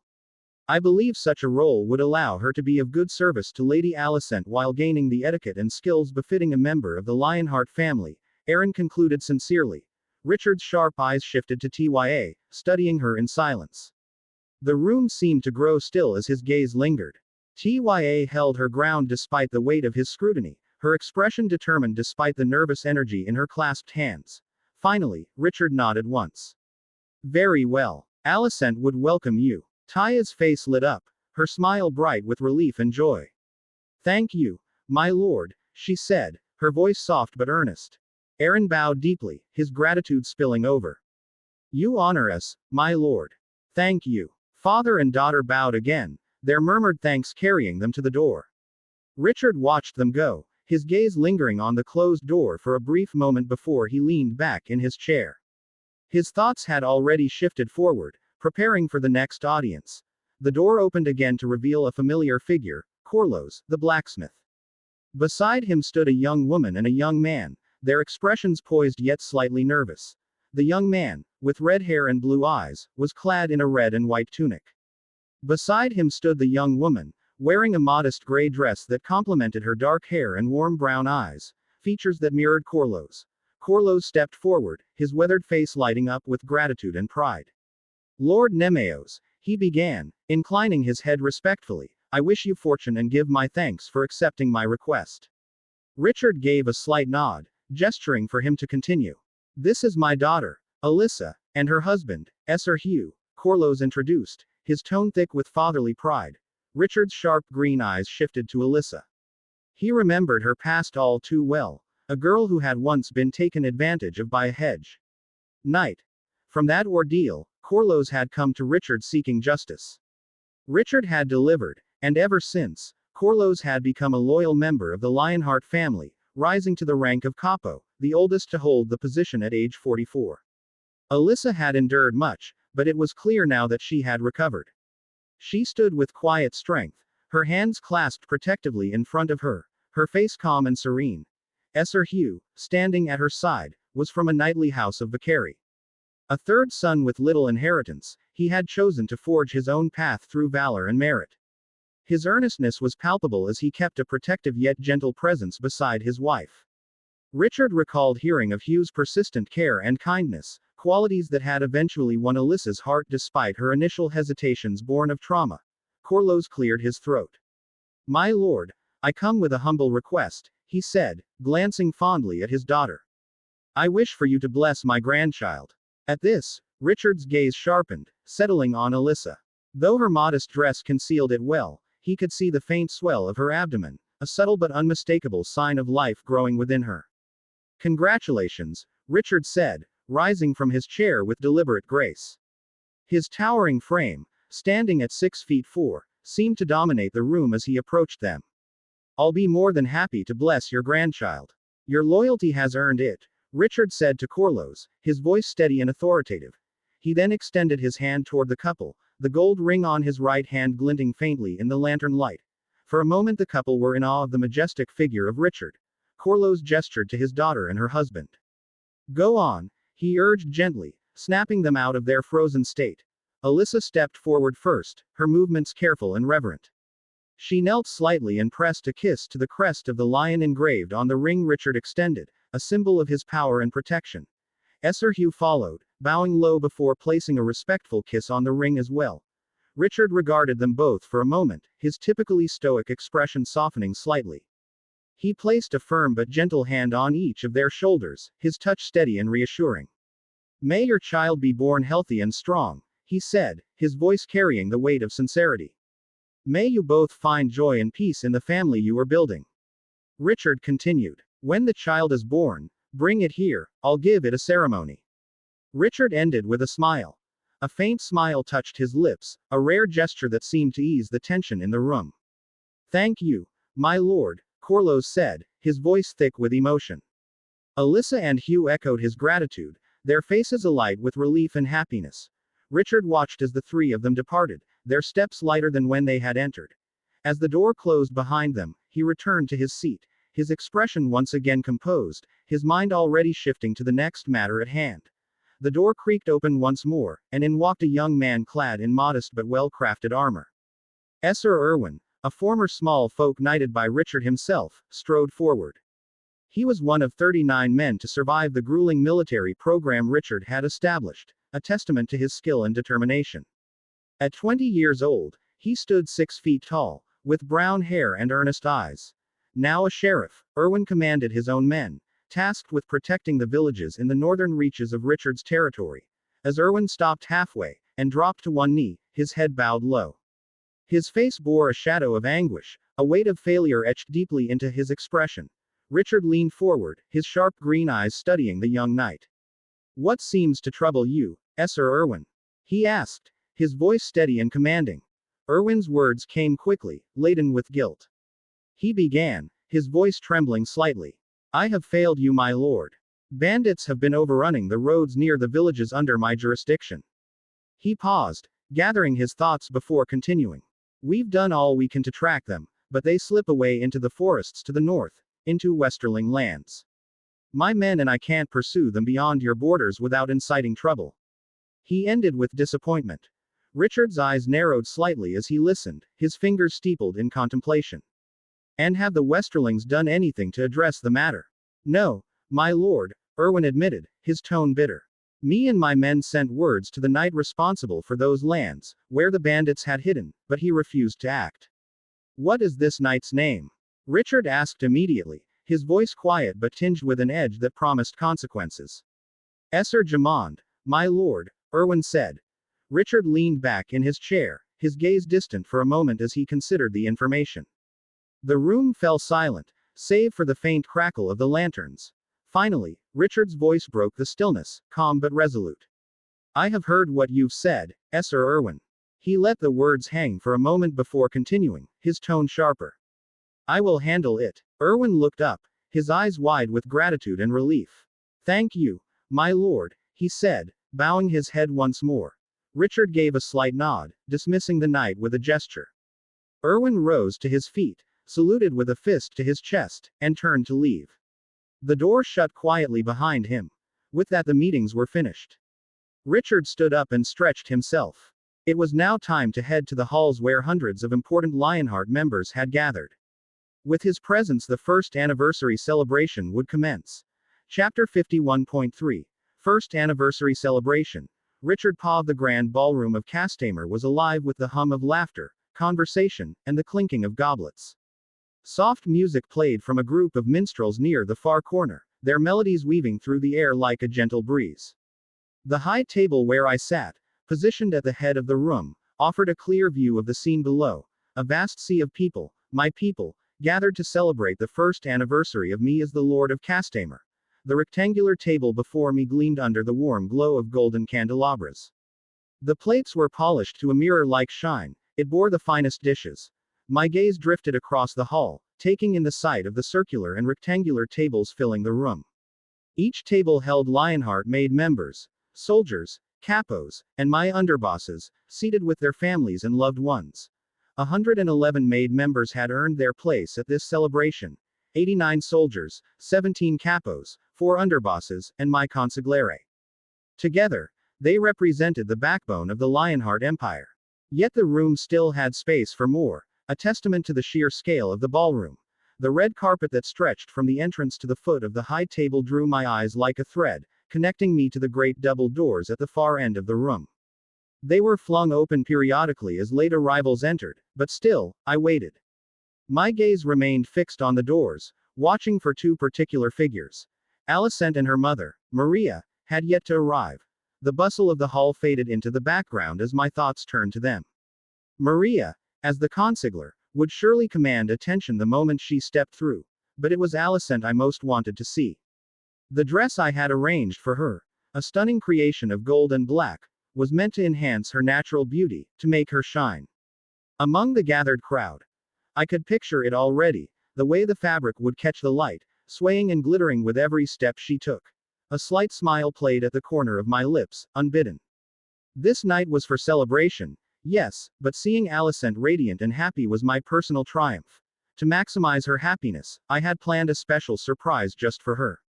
My fingers brushed the small box tucked securely into the pocket of my suit, its weight a constant reminder of what lay ahead. With this, things would finally be official. Thinking this, with my heightened hearing, I caught the familiar sound of high heels clicking against the stone floors beyond the ballroom doors. My anticipation sharpened as the footsteps approached, slow and deliberate. Then, the doors to the ballroom began to creak open, and my eyes narrowed, focusing on the entrance. Moments later, the herald stepped forward, his voice clear and commanding as he made the announcement that silenced the room. Lady Alicent and Lady Maria have arrived. The room fell silent, heads turning toward the entrance as the grand doors were pulled open. They entered together, Maria's grace matched by the youthful poise of her daughter. Alicent, in high heels that made her appear 5'7", moved with effortless elegance. Her gown, a masterpiece of gold and black, shimmered in the warm glow of the chandeliers, the fabric clinging to her figure and flowing with every step. Even though the gown was otherworldly, the wearer looked the part. Alicent, with her sapphire eyes and fair skin, gleamed like polished alabaster under the ballroom's golden light. Her hair, styled into an intricate updo, had elegant strands twisted and adorned with delicate pearls and shimmering ornaments, framing her face with flawless grace. There was an audible intake of breath across the room, the silence charged with admiration and awe. Alicent's smile lit her face as her eyes locked on mine, her joy infectious and radiant. Her posture was impeccable, her steps deliberate yet natural, as if she had been born to walk under the weight of 1,000 eyes. Maria, poised and regal in her own right, followed beside her, her dark hair swept back to reveal sapphire eyes that sparkled in the light. Behind them, Alicent's closest friends, and ladies-in-waiting, trailed, a subtle reminder of the bonds she had built within the Lionheart family. As they approached the high table, I rose to my feet, the scrape of my chair breaking the quiet. Moving to Alicent's seat, I reached out and pulled it back for her. She paused, glancing up at me with that same brilliant smile, her voice soft but warm. "Thank you, my love," she said, lowering herself gracefully into the chair I had prepared for her. I turned to Alicent's mother, Maria, guiding her to the seat at my left. "Lady Maria," I said, with a nod of my head as I helped her settle in. She gave a slight nod, her expression respectful and pleased, her smile hinting at quiet pride. Alicent's friends took steps back, standing behind us, now joining my knights. They observed the formalities with a blend of awe and respect. Once seated, Alicent turned to me, her smile unwavering. "The ballroom is magnificent. Everything looks beautiful," she said, her voice bright and conversational. I inclined my head, my tone light as I replied, "Of course it is, after all, you decorated it." I stated the facts. One of the responsibilities I had given to Alicent was the decoration and organization of Castamere. With others' help, Of course, she replied humbly with a smile. I chuckled. Still, you did great. Don't sell yourself short. With my words, her mood seemed even brighter, her eyes full of love toward me. Let's enjoy the dish, shall we? I said, taking a spoon and lifting a piece of strawberry cake. Now, say, ah, I said, guiding the spoon with the cake to her mouth. She did just that, eating the cake, her gaze intense, locked onto mine. After a moment of chewing and swallowing, she grabbed her own spoon and did the same. Just like that, we enjoyed eating from each other's spoons. Our conversation flowed easily, about trivial subjects, her laughter a melody that seemed to blend with the faint music in the background. Alicent spoke of her excitement for the evening, her delight in seeing so many faces united under one banner. Maria, seated at my left, watched us with quiet amusement, her smile a steady presence as she sipped from her goblet. Around us, the hum of the hall began to pick up again, the initial awe giving way to warm conversation and the clinking of goblets. Yet, in that moment, my focus remained on Alicent, her joy making the celebration worth it. Third paw of laughter and smiles lit up the high table as Alicent animatedly recounted a story to her mother, Maria. Her sapphire eyes sparkled with mirth, her gestures expressive as she relived the moment. Richard, seated beside her, looked uncharacteristically embarrassed, his usual confidence giving way to a sheepish grin as the tale unfolded. Alicent explained to her mother how she had recently taken an interest in learning combat moves from Richard and how she tried to use it. I tried to ambush him with the moves he taught me, she admitted, her voice filled with mock indignation. But somehow, he always knows and manages to dodge or block me. Maria chuckled softly, her eyes moving to Richard, who gave a small shrug, his expression a mix of pride and humility. But the real fun, Alicent continued with a mischievous grin, is how good of a hider he is. Sometimes he'll send a letter to me carried by a servant and say, "Oh sweet, I'm just in our room now." She paused for effect, her voice lowering conspiratorially. This was a signal for the start of our hide-and-seek game, she said, revealing the game they played. When I get to our bedroom, and he's not there, I try to find him. But when I can't, I shout, "Where are you?" And his response. She paused again, her grin widening. He scares me by tapping me on the back and running out of the room to a new hiding place. The table erupted into laughter, and Alicent leaned closer to her mother, her voice dropping into an exaggerated whisper. And then I spend the next 20 minutes terrified of the jump scare he's about to give me. I practically crash through every door in Castamere, only to discover he's back in our bedroom, laughing his ass off. Even Richard couldn't hold back a laugh at her description, his earlier embarrassment giving way to amusement. But other times, Alicent added with a playful roll of her eyes, he randomly hides, and I always scream bloody murder when he jumps out at me from random corners. Honestly, it's a wild life living with him. She then looked at Richard with a warm smirk. Maria's laughter was warm and genuine, her gaze flicking between her daughter and Richard. You two sound like quite the lively pair, she said, her voice laced with fondness. Richard rubbed the back of his neck, his lips twitching into a reluctant smile as he muttered, "I'm not that bad, am I?" Alicent shot him a pointed look, her grin teasing. "Oh, you absolutely are." The conversation continued, the three sharing stories and laughter, savoring the rare, peaceful moment amidst the grandeur of the evening. A while later, Richard rose from his chair, lifting a goblet in hand. The metallic cling of his spoon against the rim silenced the room instantly, the whispers among the maid members spreading like ripples through water. The air grew still as all eyes turned to him, their boss, whose presence commanded both respect and reverence. "I invited all of you today," Richard began, his voice calm but carrying an edge of authority, "not only to celebrate my lordship but also to commend each of you for your hard work. Your dedication to the Lionheart family has been nothing short of exemplary." Pride flickered on the faces of the maid members, each one straightening in their seat. Richard allowed the moment to linger, his gaze sweeping the room before he continued. "You may have noticed," he said, his tone sharpening, "a decrease in the number of maid members this past year." The hall grew tense as Richard let the insinuation hang in the air, unspoken but understood by all. At the start of the year, there had been 139 maid members. Now, there were 111. The missing were not absent by accident, they had failed the 10 commandments of the family, and their fate had been sealed. Heads dipped in solemn understanding as Richard's eyes bore into them, a silent reminder of the cost of disloyalty. After a pause, he smiled lightly, easing the tension. But tonight is not just a night of reflection, it is a night of celebration and opportunity. The crowd stirred as Richard stepped forward. On a lighter note, he announced, I am proud to share the next stage of our expansion. No longer will we confine ourselves to the Westerlands. The Lionheart family will spread its influence across the Seven Kingdoms. A murmur of approval swept through the room. At a particular round table, Richard's four underbosses, Laner, John, Conrad, and Adam, straightened as he addressed them directly. Laner, you will oversee our operations in Aldtown. John, you will take Weeping Town. Adam, Maidenpool. Conrad, Planky Town. Richard's voice rang with finality, each city a key piece of the Lionheart family's burgeoning empire.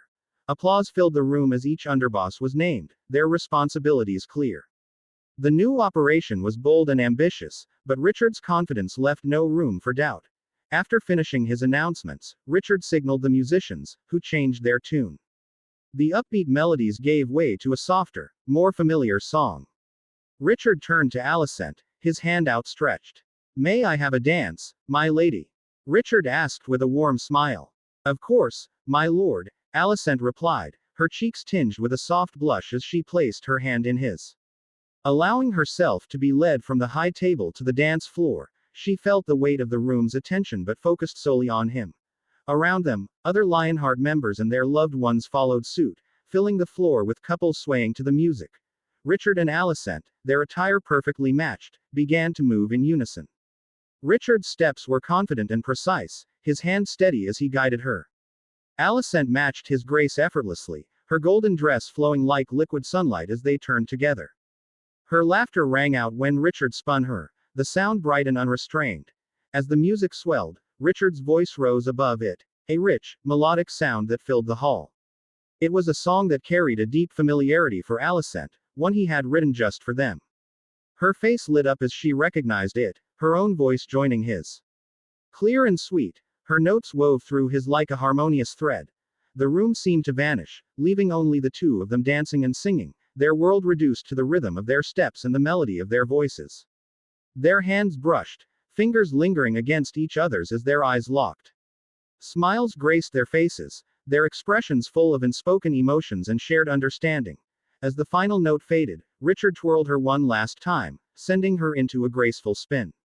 When she came to a stop, slightly dizzy, she blinked to steady herself. And there he was, kneeling before her, one hand holding an open ring box. Inside, the ring glinted like starlight, the lioness engraved on it an emblem of strength and beauty. The hall fell utterly silent, all eyes on them. Richard's gaze held hers, unwavering and tender. Will you marry me? He asked, his voice low but firm, carrying the weight of his devotion. Alicent stood frozen, her hands flying to her mouth as her cheeks burned crimson. The silence stretched for a heartbeat longer. Then, with a joyful squeal, she flung herself into his arms, nearly toppling him over. Her laughter and tears mingled as she cried out, Yes. Yes. Yes, I'll marry you. The hall erupted into thunderous applause. Maria was the first to cheer, her face radiant with pride and joy as she clapped enthusiastically. Around them, the Lionheart members cheered and shouted their congratulations, their voices a chorus of celebration. Richard rose, lifting Alicent into his arms as if she weighed nothing, spinning her once more. The room, their family, their future, all of it seemed to glow with the promise of the moment. Chapter 52. The Stranger. Richard POV inside the dimly lit room. I stood in the corner, invisible yet present, watching the familiar scene unfold once again. A scene that had haunted me every moon for the past year. Alicent lay in bed, cradling a golden hair babe to her chest, her expression soft yet weary as she nursed our child. She was the future Alicent, a vision of delicate beauty. Her dark hair fell in loose waves around her face. High cheekbones framed her gentle features, and her full, rosy lips held a quiet warmth. Her almond-shaped eyes shimmered with life, framed by thick lashes, as she gazed down at the infant in her arms. Where is Richard? She asked the midwives, her voice carrying a blend of strength and vulnerability. Her sapphire eyes lingered on the golden hair babe as she stroked his tiny hand. I opened my mouth to answer her, to shout, I'm right here, but the words withered on my tongue. She couldn't hear me. She couldn't see me. Because this wasn't real. It was a dream. A cruel, recurring nightmare that bound me to watch this moment over and over, powerless to change anything. One of the midwives stepped forward and murmured, "Out hunting, my lady." Hunting. The word burned in my ears. My future self had left her during the birth of our child. Rage boiled in my chest, my fists clenching as I trembled with fury. How could I, the man who swore to protect her, abandon her at such a moment? Alicent's gaze dropped, her joy dimmed by a shadow of sadness. She kissed our child's forehead, her eyes glimmering with emotions I couldn't soothe. Seeing her like this shattered me every time. Her lips moved again, forming words I couldn't hear, words the dream kept from me, and only revealed after a new dream. And then, she appeared. The faceless woman stepped from the shadows, her presence unnatural and chilling. Unlike the other midwives, her face was a void, a blank canvas that sent a cold shiver down my spine. She moved silently, holding a small cup of water. "No, no, no, don't drink it," I shouted, rushing forward, desperation tightening my throat. "Alice, don't drink it. Please." But my cries were useless. I lunged to knock the cup from her hands, but my fingers passed through it as if I were a ghost. The faceless woman offered the cup to Alicent, who accepted it with trusting hands. "Alice, stop. Don't drink it." My voice cracked as I reached for her. She raised the cup to her lips, took a small sip, and smiled faintly before leaning back into her pillows. The world began to fracture. The dream quaked and flickered, shuddering like a reel of memory breaking apart. The midwives vanished, leaving only chaos behind. Blood seeped into the sheets beneath her, spreading in a dark tide. Alicent's head lolled to one side, her body lifeless. The infant in her arms wailed, his cries sharp and piercing, but no one came to his aid. I dropped to my knees, staring at her still form, at the crimson-stained bedclothes that marked her end. The faceless woman was gone, as she always was, leaving me alone with the aftermath.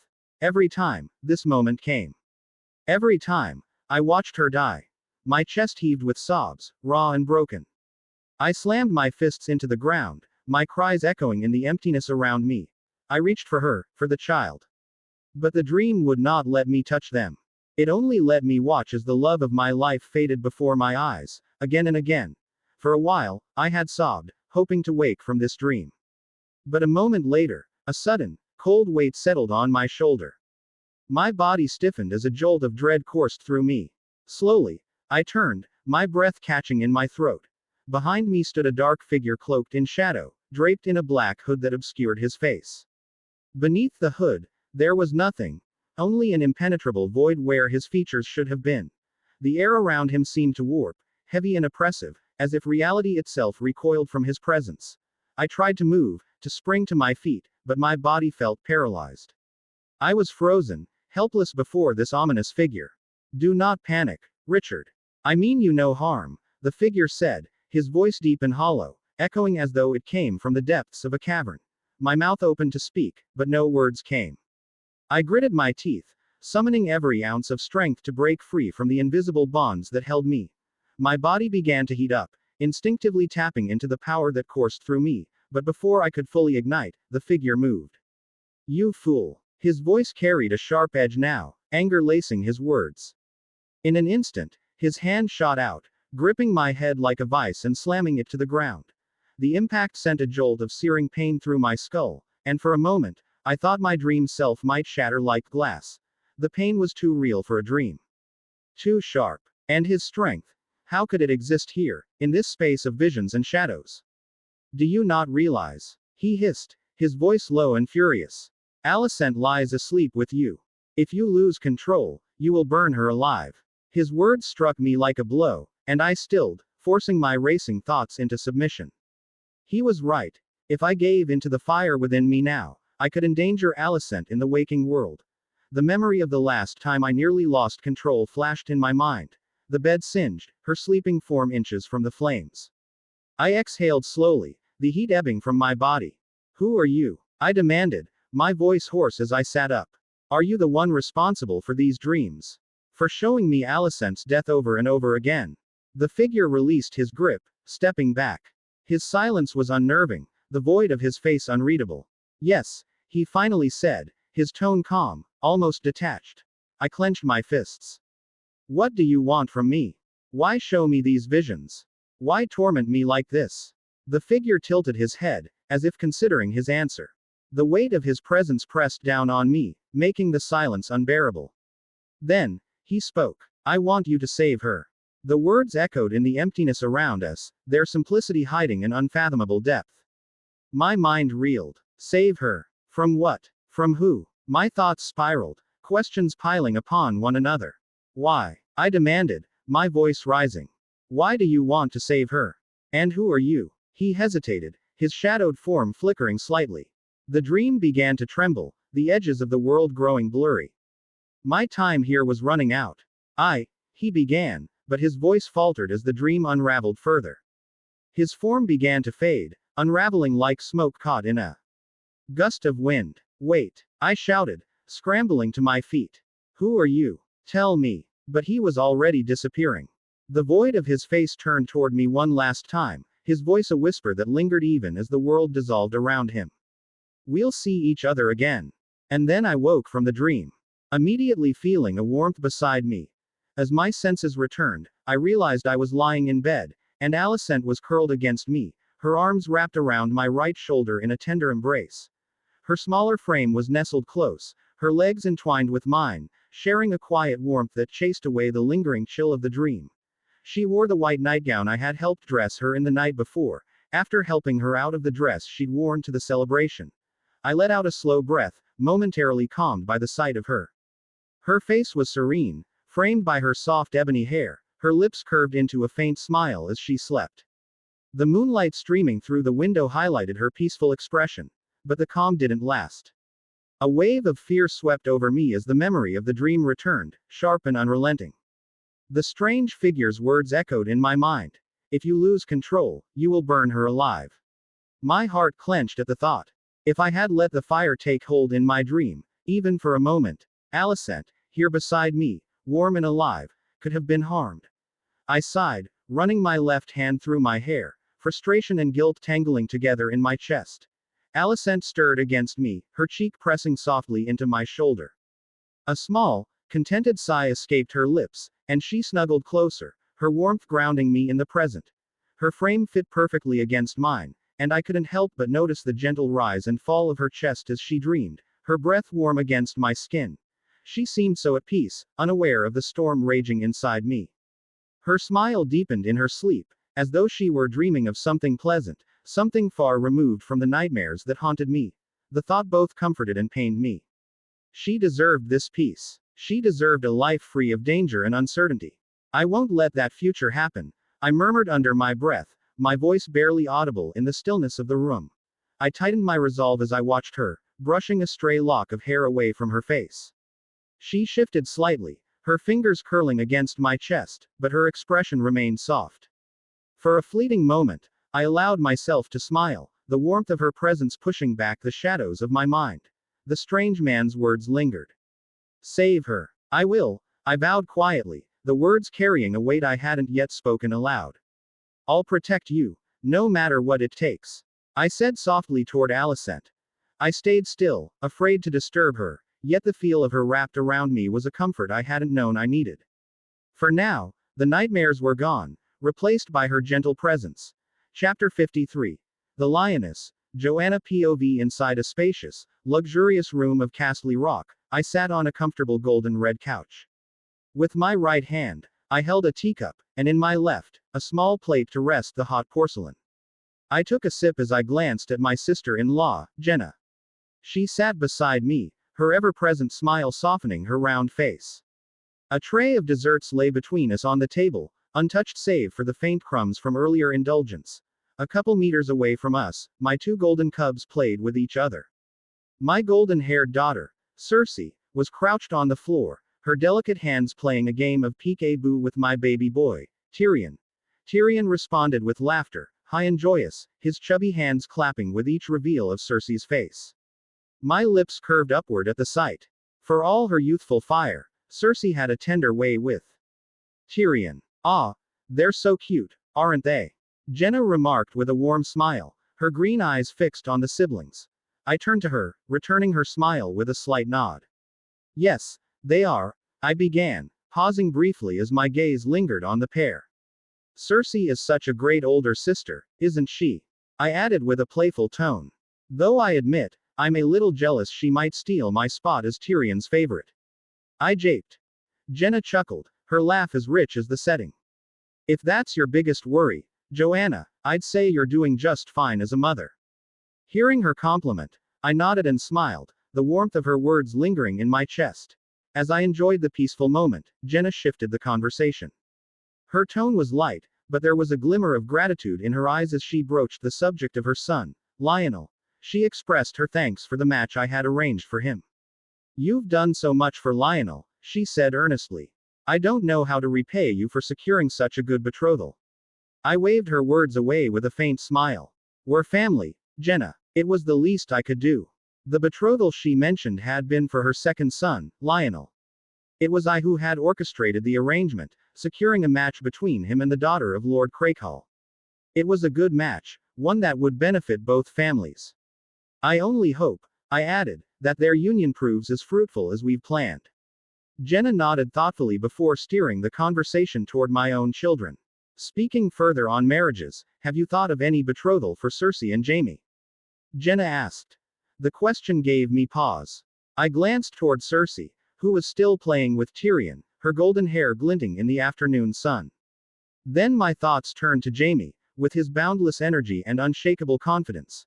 For Cersei, Tywin had already made his intentions clear. From our conversations through letters, it seemed that her future was not open for debate. The prince, Rhaegar Targaryen, was the only target in my husband's eyes. Jaime, however, was a different matter. My mind drifted to the Tullys, specifically to Catelyn, the eldest daughter of Hoster Tully. Mina Tully's daughter would make a strong match for him, one that could forge an alliance that would benefit our house. But even as these thoughts formed, my heart hesitated. No, they are quite young, I replied, deflecting the truth from my words. I'll wait until they come of age. I want their opinions. It wasn't entirely a lie, though Tywin and I both had ambitions for our children. Yet my hopes went beyond alliances and power. For Cersei, especially, I wished for more than what my husband had planned. I didn't want her to chase after a prince she didn't love, to be bound by a crown she might resent. I didn't want her to become like me, a woman once forced to chase a prince I did not love. A soft sigh escaped me as I sipped my tea, the lavender scent failing to soothe the unease in my chest. My hopes for my children were simple. Happiness and the ability to choose, though I knew such things were scarce in a world like ours. Jenna gave me a knowing nod, and we let the conversation drift into more trivial matters, the weight of our thoughts momentarily forgotten. It wasn't long before I saw Cersei scoop Tyrion up effortlessly into her arms. She walked toward me and Jenna, her green eyes sparkling with affection as she teased her brother. Tyrion, you're getting a little heavy. No more sweets for you, Cersei said, pinching his chubby cheeks. Sweet. Tyrion exclaimed, his smile wide and his voice filled with pure joy, not understanding his sister's words. Cersei merely smiled and chuckled at Tyrion's response. You're too doting on him, I remarked lightly, setting my cup down gently onto its saucer. He'll grow impossible if you keep letting him have his way, I joked. Cersei turned to me, her eyes alight with a mischievous glint. He's a lion, mother. Lions don't need taming, she defended her brother. Perhaps not, I said, arching an eyebrow. But even lion cubs listen to their mothers, I responded with a playful smile. Cersei tilted her head, her eyes glinting with mischief. If so, then can you take him from me? Her voice was sweet, but there was an underlying impatience as she extended Tyrion toward me. At that moment, Tyrion hung limply in her arms, only held by the armpits. My innocent little boy seemed uncomfortable, wiggling his short legs, clearly not pleased with being held in such a way. I smirked, crossing my arms together. And why is that? He seems perfectly content with you. Though I said this, the urge to scoop him up and shower his chubby cheeks with kisses tugged at my heart. I want to head to the training yard and spar with Jaime, she admitted, her voice tinged with a note of exasperation. Tyrion always cries when I take him along. I couldn't help but laugh softly at her reasoning. All right, give him here, I said, stretching my arms out to her. Cersei's face brightened with relief as she handed him over carefully. Tyrion's small hands clung to her sleeve, clearly reluctant to let go. But I murmured soft words of comfort as he settled into my arms, his little body warm against me. Thanks, Mom, Cersei said quickly, her voice full of gratitude, before she darted toward the door, eager to escape to the training yard. Jenna's voice followed her, teasing and light. The training yard again. You've got a fierce lioness on your hands, Joanna. I sighed softly, a fond smile playing on my lips. Ever since I allowed her to freely spar in the training yard, she's been determined. She's working hard at her etiquette and sewing as well, though, I revealed to Jenna the arrangement I'd made with my daughter. Cersei could train with Jaime, but only if she didn't cause trouble with the Septas or her tutors. I heard from Lionel that she's quite good, even beating some of the older boys. Is that true? Jenna asked. Her curiosity piqued, trying to understand why I'd agreed to let my daughter train in swordsmanship, a skill not typically befitting a lady. I nodded, pride welling up inside me. If she couldn't hold her own in the training, I wouldn't have allowed it, I said with a smile. It was true, Cersei had bested Jaime in their sparring matches more than once. Each time, with a wooden sword in hand, my little lioness seemed to come out on top, and I couldn't help but marvel at her fierce determination. I'd heard from the Master at Arms how much of a prodigy Jaime was, yet to see Cersei defeat him was a revelation. There was something extraordinary in her. Jenna's eyes widened in surprise at my words. Does Tywin know about Cersei training with the sword? She asked, her surprise clear in her voice. I nodded. Yes, though it took a lot of convincing, I said with a sigh. Well, that's fantastic then, Jenna said with a smile. She'll be like Nymeria from the old tales.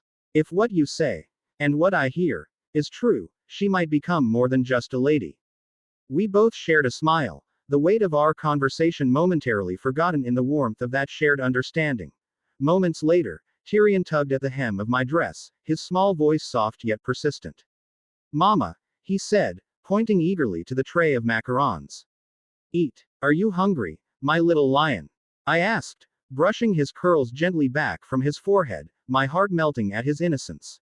He nodded eagerly, his green eyes wide with excitement. Smiling, I plucked a macaron from the tray and held it out to him. Only because you're so charming, I teased, and his delighted smile, as he bit into the treat, was the perfect end to a quiet, loving moment. Chapter 54.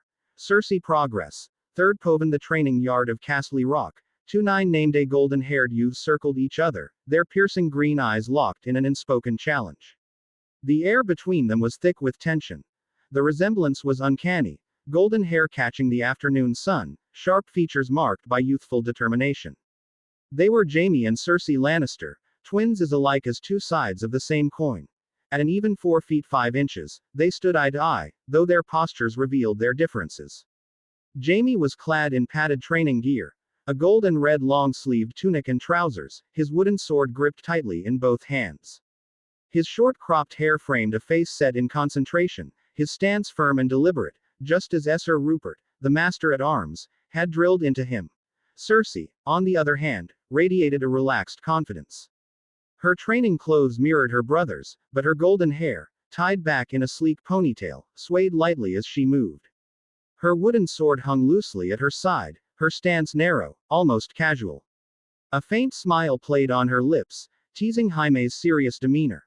Around the yard, a small crowd watched intently, squires, servants, and even Cersei's lady-in-waiting. The spectators murmured quietly as the twins sized each other up. Jaime advanced first, his sword raised, his movements measured and cautious. His gaze never wavered, his focus unbroken as he inched closer. Cersei didn't move. She stayed light on her toes, her smirk growing as she tilted her head ever so slightly, as if daring him to strike. The tension snapped like a taut string as Jaime lunged forward, his wooden sword cutting through the air. The sharp crack of colliding blades rang out, and the match began. Jaime attacked with purpose, each strike aimed at what he thought were openings in Cersei's loose defense. But Cersei was quicker. She deflected his blows with a flick of her wrist, her wooden blade gliding effortlessly to parry his strikes. The sparring turned into a dance, Jaime pressing forward with intensity, while Cersei moved with precision, her footwork impeccable. Jaime's blows grew faster, harder, but they never seemed to land. Each time, Cersei twisted out of the way or met his sword with just enough force to throw him off balance. The yard fell into hushed silence, save for the rhythmic clatter of wooden swords. Jaime's determination shone through his every movement, but Cersei's cool composure revealed her cunning. Where Jaime relied on power and technique, Cersei outmatched him with wit and agility. Then, with a sudden feint, Cersei sidestepped one of Jaime's thrusts, her footwork carrying her smoothly to his blind side. Before Jaime could recover, she pushed him hard between the shoulder blades. Jaime stumbled forward, his balance lost. He hit the dirt with a muffled grunt, his wooden sword slipping from his hand. The crowd gasped and murmured in disapproval of the dirty move, but Cersei ignored them, her smirk widening as she leaned casually on her sword. "Get up, Jaime," she said, her voice laced with mockery. "Stop kissing the ground, it doesn't suit you." Jaime spat out a mouthful of dust, his face flushed red with embarrassment. "That wasn't fair," he snapped, glaring at her. "Fight properly like a knight." Cersei's laugh was light and infuriating. "Oh, Jaime," she said, sticking her tongue out at him. "Don't you know? I'm a lady. I can't be a knight, so I don't have to play by knightly rules." Jaime scrambled to his feet, brushing dirt off his tunic. His green eyes burned with renewed determination. He retrieved his sword and, with a roar, charged at her. Cersei's smirk widened. She had rattled him, and she knew it. This time, she didn't wait for him to make a mistake. As Jaime closed the distance, she stepped forward boldly to meet his charge. Her first strike was a simple one, aimed for his chest. Jaime deflected it easily, but before he could respond, she twisted her wrist, redirecting her sword toward his thigh. The blow landed with a satisfying thwack, and Jaime winced. She followed with a fluid finishing sequence, feinting high before aiming a decisive strike toward his liver. Jaime, desperate, swung wildly in a clumsy arc. The unexpected force of his strike forced Cersei to step back, but his overreach left him exposed. Quick as a cat, she stepped to his side and shoved him again. Jaime hit the dirt, harder this time, a puff of dust rising around him. He groaned in frustration, lying sprawled on the ground. Cersei stood above him, victorious, her golden hair catching the sunlight. She rested her wooden sword on her shoulder and grinned down at him. "Care for another lesson, little brother?" Jaime groaned again but didn't let her taunts keep him down. Brushing himself off, he grabbed his sword, his jaw set in determination. Cersei rolled her shoulders, readying herself. The twins locked eyes once more, their golden heads gleaming under the midday sun. With a nod from Jaime, the spar began anew. Cersei POVI sat on the balcony, my feet swinging over the edge of the chair. The night was cool, and the breeze played with my damp hair. My nightgown was still a bit wet from the bath. The servants scrubbed me until my skin turned pink, muttering about dirt and dust like it was the end of the world. I let them, though. It wasn't like they could scrub away the heavy feeling in my chest. The stars were bright tonight, scattered across the sky like tiny diamonds. They were pretty, but they made me feel small. I held Rick's book in my hands, its leather cover smooth and warm. I'd kept it safe. Hidden, really, in the little wooden box under my bed. Not even Jaime knew about it. Carefully, I opened it, running my fingers over the pictures of swords and shields, the little drawings of people standing in funny poses. Rick's neat handwriting filled the margins, the letters sharp and perfect. I hugged the book to my chest, closing my eyes. I could almost hear him. "Cersei," he had said, "you want to be like Princess Nymeria, right? Learn these moves, and you'll be unbeatable." He always said things like that, like he believed in me even when I didn't. Rick had this way of looking at me, like he already knew I could do anything I wanted. It made me feel special, like I was the only person in the world who mattered to him. I thought about the times we spent together, sneaking out at night to spar or explore the city. He'd bring me cakes or make me laugh so hard my sides hurt. He made everything feel like an adventure. But he wasn't here now, and the quiet was louder without him. The scratch of claws on stone made me jump. My eyes flew open, and I turned toward the sound. There, perched on the balcony railing, was an eagle. Not just any eagle. Rick's eagle. Odin. I gasped, jumping out of the chair. My heart felt like it might burst. The brown eagle cocked his head, his one good eye glowing red in the candlelight. The scar over the other one made him look a little scary, but I wasn't scared of him. Odin was Rick's, which made him mine, too. I scooped him up in my arms, even though he squawked and wriggled. You came back, I said, laughing. He flapped his wings a little before I let him go, and he hopped back onto the railing. That's when I saw it. A little scroll tied to his leg with a leather strip. A letter, I whispered, my hands shaking as I untied it. Rick had been sending me letters for moons now. Odin always brought them, flying all the way from wherever Rick was. Each one made me feel closer to him, like he hadn't really left at all. I smoothed the parchment and started to read. His handwriting was just as neat as ever. He told me about his life, about being a lord and all the important things he was doing. Some of it sounded boring, but I read every word anyway. I liked knowing he was okay. By the time I finished, I was smiling so much my cheeks hurt. Rick hadn't forgotten me, not even a little. I folded the letter carefully and set it on my bed. I had to write back right away. I grabbed my quill and parchment from the desk and started writing. I told him about my training and how I was getting better at swordplay. I told him about Jamie, too, and how I've been beating him more lately. I asked more about Rick's daily lifestyle, about his hobbies and the things he hadn't written about in this letter. I wanted to know everything. When I was done, I read the letter twice to make sure it was perfect. Then I tied it to Odin's leg, my fingers brushing his feathers. They were soft but strong. Take this to Rick, I said softly, leaning in to kiss Odin's scarred head. Don't let anything happen to it. Odin let out a little screech before spreading his wings. I watched as he soared into the night sky, disappearing into the stars. I stayed there for a while, staring after him. My chest felt warm and light, like the stars weren't so far away after all. I couldn't wait for Rick's next letter. Chapter 55. The Slaughter. Warning. Violence and deaths, the title says it all. Third Pova week later in the northern border of House Nemeos, the night air of the forest was crisp, carrying with it the sharp, clean scent of pine and damp earth. Perched high in the branches of a towering pine, Richard crouched in silence, his right hand braced against the rough bark of the tree trunk.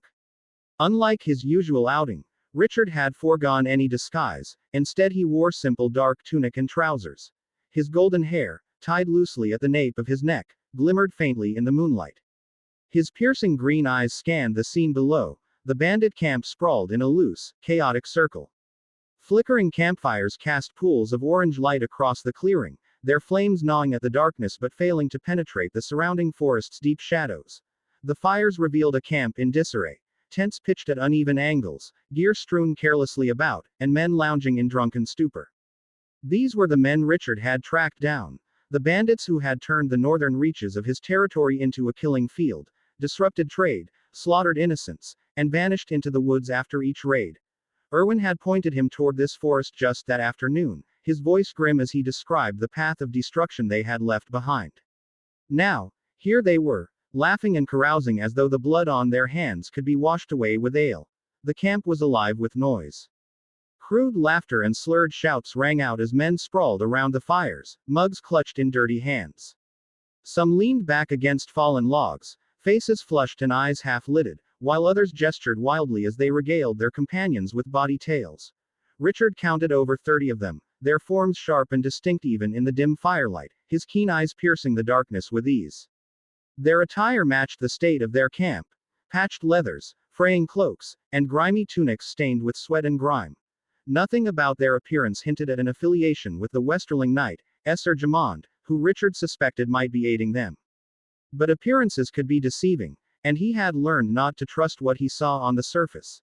If these were simple bandits, they would all die tonight, every one of them paying in blood for the lives they had taken.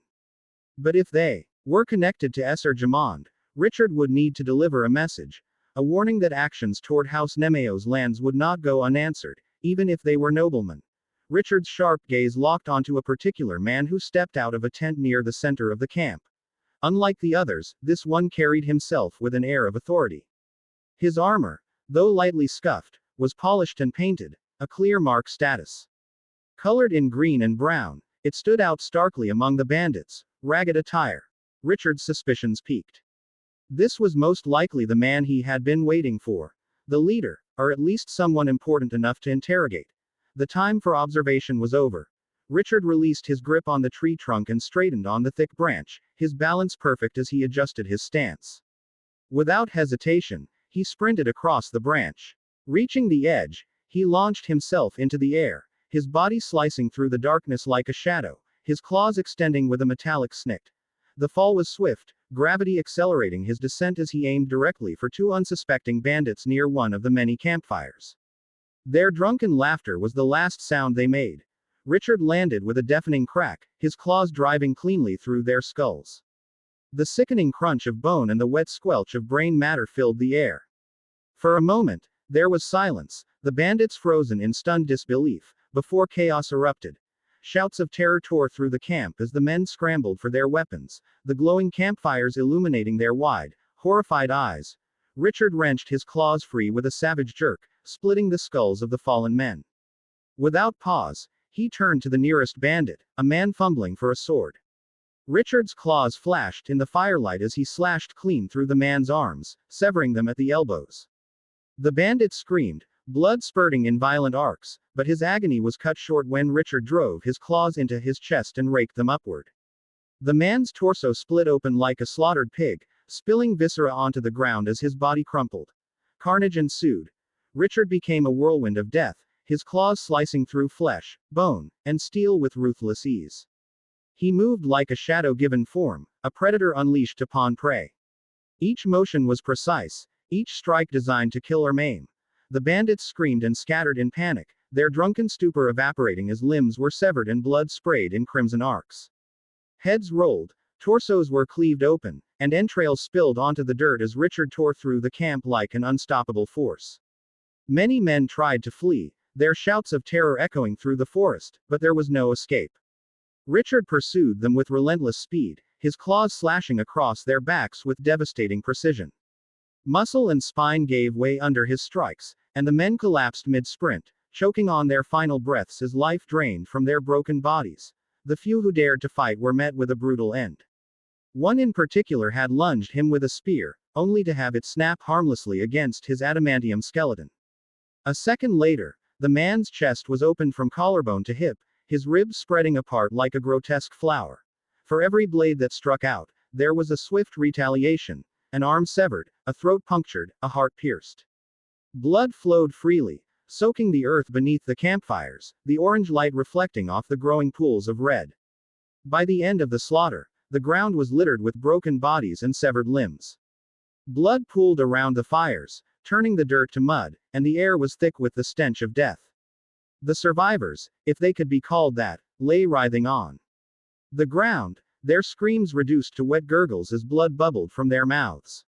Some were missing arms or legs. Others clutched at their spilled intestines, their faces twisted in agony. Richard walked among the broken and dying, his expression cold and unfeeling. Blood dripped from his adamantium claws, still gleaming in the flickering firelight. One by one, he knelt beside the writhing forms of the wounded, ending their suffering with swift, decisive thrusts to their carotid artery. Finally, only one man remained, the one who had emerged from the tent in polished, colored armor. Now, stripped of any semblance of authority, he crawled through the mud, his legs reduced to bloody stumps. He screamed in pain as he clawed at the dirt, desperately trying to escape, his breath ragged and wet. Richard followed him in silence, his steps slow and deliberate, the sound of boots squelching in the blood-soaked earth. The man's screams turned to pleas. Please don't kill me. Mercy. Please. His voice cracked with terror as he dragged himself forward, his hands leaving red streaks in the dirt. Richard crouched over the trembling man, his face devoid of emotion. The flames from the campfires cast flickering shadows across his sharp features, making him appear more demon than man. His adamantium claws extended with a metallic snick, and this time, they glowed red-hot, the heat causing the air around them to shimmer and crackle. The scent of burning metal mixed with the already pungent surrounding stench of blood, shit, piss, and fear. Richard held the claws close to the man's face, the heat radiating onto his skin, causing him to flinch and whimper like a wounded animal. You will tell me everything, Richard said, his voice low and cold, or I'll make you suffer until you beg for death. The bandit leader sobbed, his hands trembling as he pressed them against the dirt, trying to shield himself from the blistering heat. Please, he cried, his voice cracking. I'll tell you anything. Anything you want. Richard's gaze didn't soften. Without warning, he thrust his glowing claws into the ground mere inches from the man's face, the sizzling heat searing the soil. The bandit flinched violently, his wide eyes overflowing with tears. Who are you? Richard demanded, his tone sharp and devoid of patience. I am Sir Quentin, a hedge knight, the man stammered, his voice trembling, blood dripping steadily from the stumps where his feet had been severed. Richard's gaze darkened as he leaned closer. Why did you attack the merchants and travelers passing through Nemeo's territory? Quentin froze for a second, his eyes darting wildly as if trying to piece together a believable excuse. Richard's patience ran thin. Without hesitation, he pressed his scorching hot adamantium claws against the bleeding stump of Quentin's leg. The searing sound of flesh burning filled the air, mingling with Quentin's agonized scream. I was ordered by Esser Jamond. In return for raiding the merchants, he promised me land and marriage to his daughter Elaine. Quentin's voice was a hoarse, desperate gasp. Is that all? Richard asked coldly, his tone betraying neither mercy nor satisfaction. Yes, that's all, Quentin cried, struggling to breathe through the blinding pain. Satisfied for the moment, Richard sheathed his claws and walked away. For a fleeting moment, hope flickered in Quentin's mind. Perhaps the demon man had finished with him. Perhaps he would live. Desperate to escape, Quentin crawled to the base of a nearby, leaning against it as his breath came in shallow gasps. He tried to convince himself that he might somehow survive this nightmare. That fragile hope was shattered as Richard emerged from a tent moments later, a wooden box in one hand. Quentin's heart sank, dread washing over him in waves as Richard approached with calm steps. The flickering campfire cast ominous shadows over Richard's blood-stained figure. What's that for? Quentin rasped, his voice barely audible, his confusion laced with terror. Richard didn't answer. The only response came in the form of a metallic hiss as his adamantium claws unsheathed once more, this time with only the middle claw extending. No. Please. No. Quentin's plea was cut short as Richard's claws swept through the air in a single, decisive stroke. The bandit's head separated cleanly from his body, rolling into the mud as his lifeless form slumped against the tree. With practiced efficiency, Richard bent down, lifting the severed head by its hair and placed it into the box. Having all he needed, Richard finally left. Chapter 56. The Crag. Richard Pove. A few days later, as the sun dipped low on the horizon, I sat astride my steed, Lancelot, his sleek black coat gleaming beneath the polished plates of his dark armor. Like me, he bore blackened steel trimmed with gold, the muted glow catching the dying light of evening. Together, we struck an imposing figure against the amber hues of twilight. Behind me, my knights sat tall in their saddles, their dark steel and gold armor shimmering faintly in the fading sun. The crest of the Nemean lion emblazoned on their breastplates stood as an unyielding symbol of strength and loyalty. These were no ordinary soldiers. They were Nemeo's knights, men forged in discipline and dedication, sworn to my cause. We had arrived at the crag and waited patiently outside its gates. The purpose of my visit was to deal with Esser Jamond, a troublesome knight who had encroached upon my lands. Though I could have sent assassins or dealt with him myself, handling this matter publicly served a greater purpose. I needed to send a clear message, and with the aid of Lord Westerling, my ally, I would do just that. The jagged coastline of the Westerlands stretched endlessly behind us, waves from the sunset sea crashing relentlessly against the cliffs. Before us stood the crag, a fortress defiant in its simplicity, its gray stone walls seeming to rise naturally from the rocky landscape. The sharp tang of salt filled the air as the wind carried sea spray and tugged at our cloaks.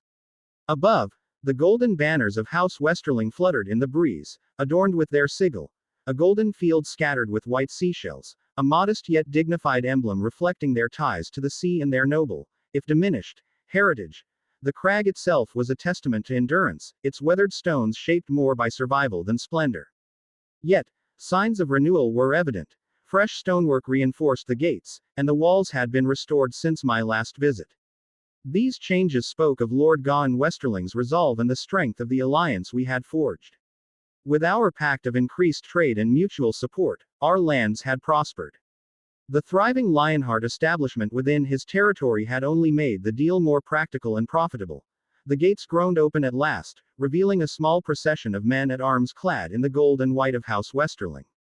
At their head rode Lord Gawain himself, his posture straight, his expression calm and composed.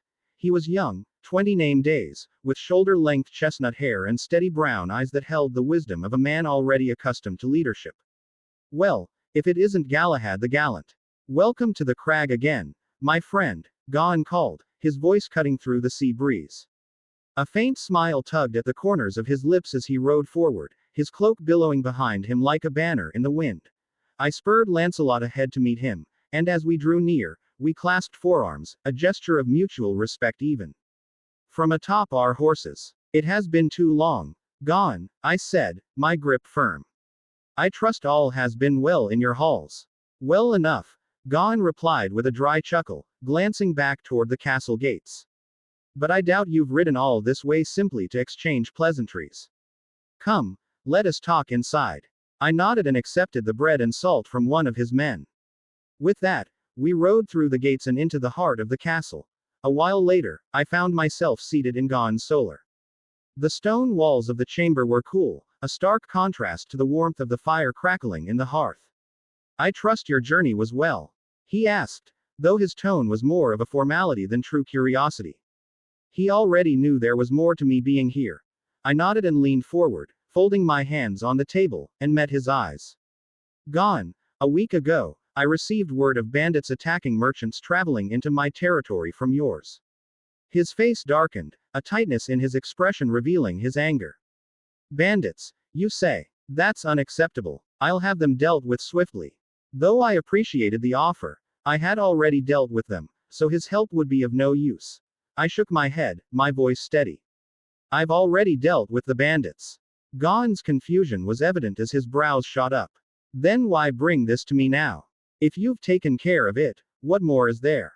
I hesitated, letting the weight of the truth settle between us.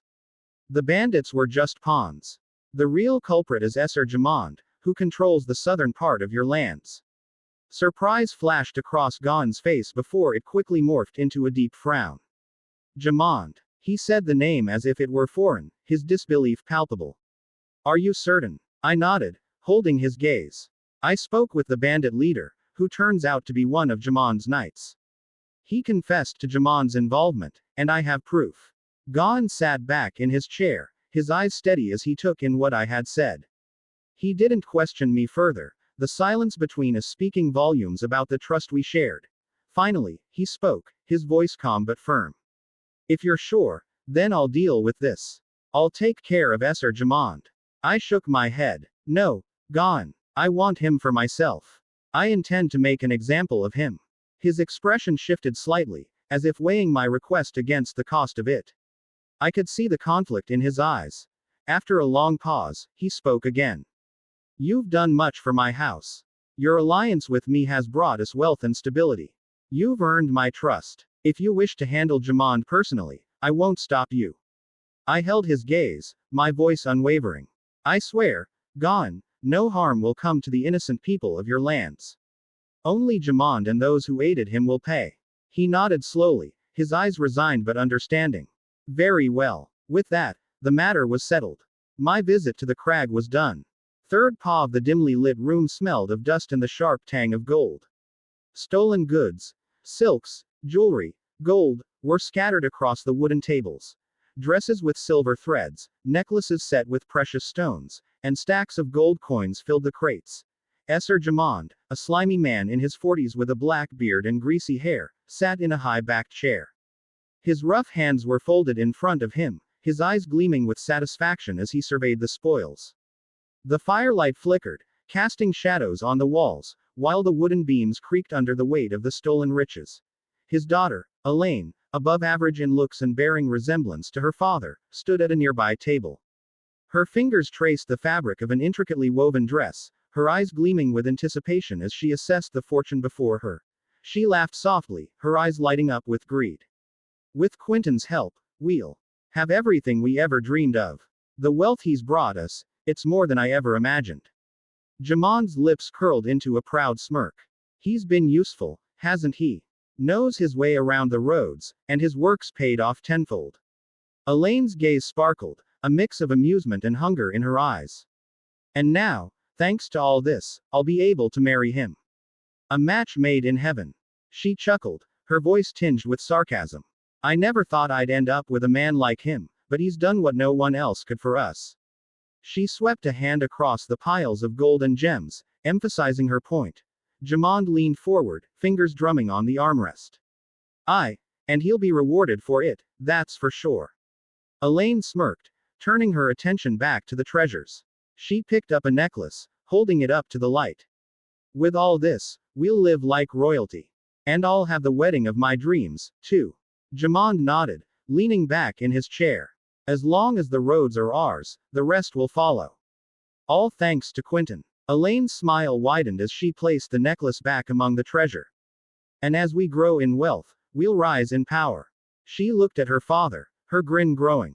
We've really outdone ourselves, haven't we? Jamond chuckled, low and satisfied. Indeed, my dear. They shared a look, their laughter filling the cold room as the fire flickered lower. But their moment was interrupted by a sudden knock at the door. Jamond looked up, his voice carrying an edge of irritation as he called, "Come in." Silence followed for a while. Elaine rose from her seat, her brow furrowing in confusion. "I'll see who it is," she said, heading toward the door. When she opened it, there was no one in sight. Instead, an unmarked box sat on the doorstep. She frowned, glancing around but finding no one lurking in the shadows.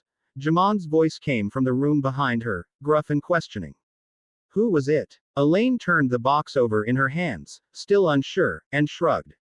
No one. Just this. She walked back to him, holding it up. What do you think it is? Jamond eyed the box cautiously, a frown pulling at his lips. Open it. Elaine hesitated for a moment, but then she slowly lifted the lid. Immediately the smell of rotten flesh hit her nose. Her breath caught in her throat as her eyes locked onto the contents. Aye. She screamed in terror as she found out what it was.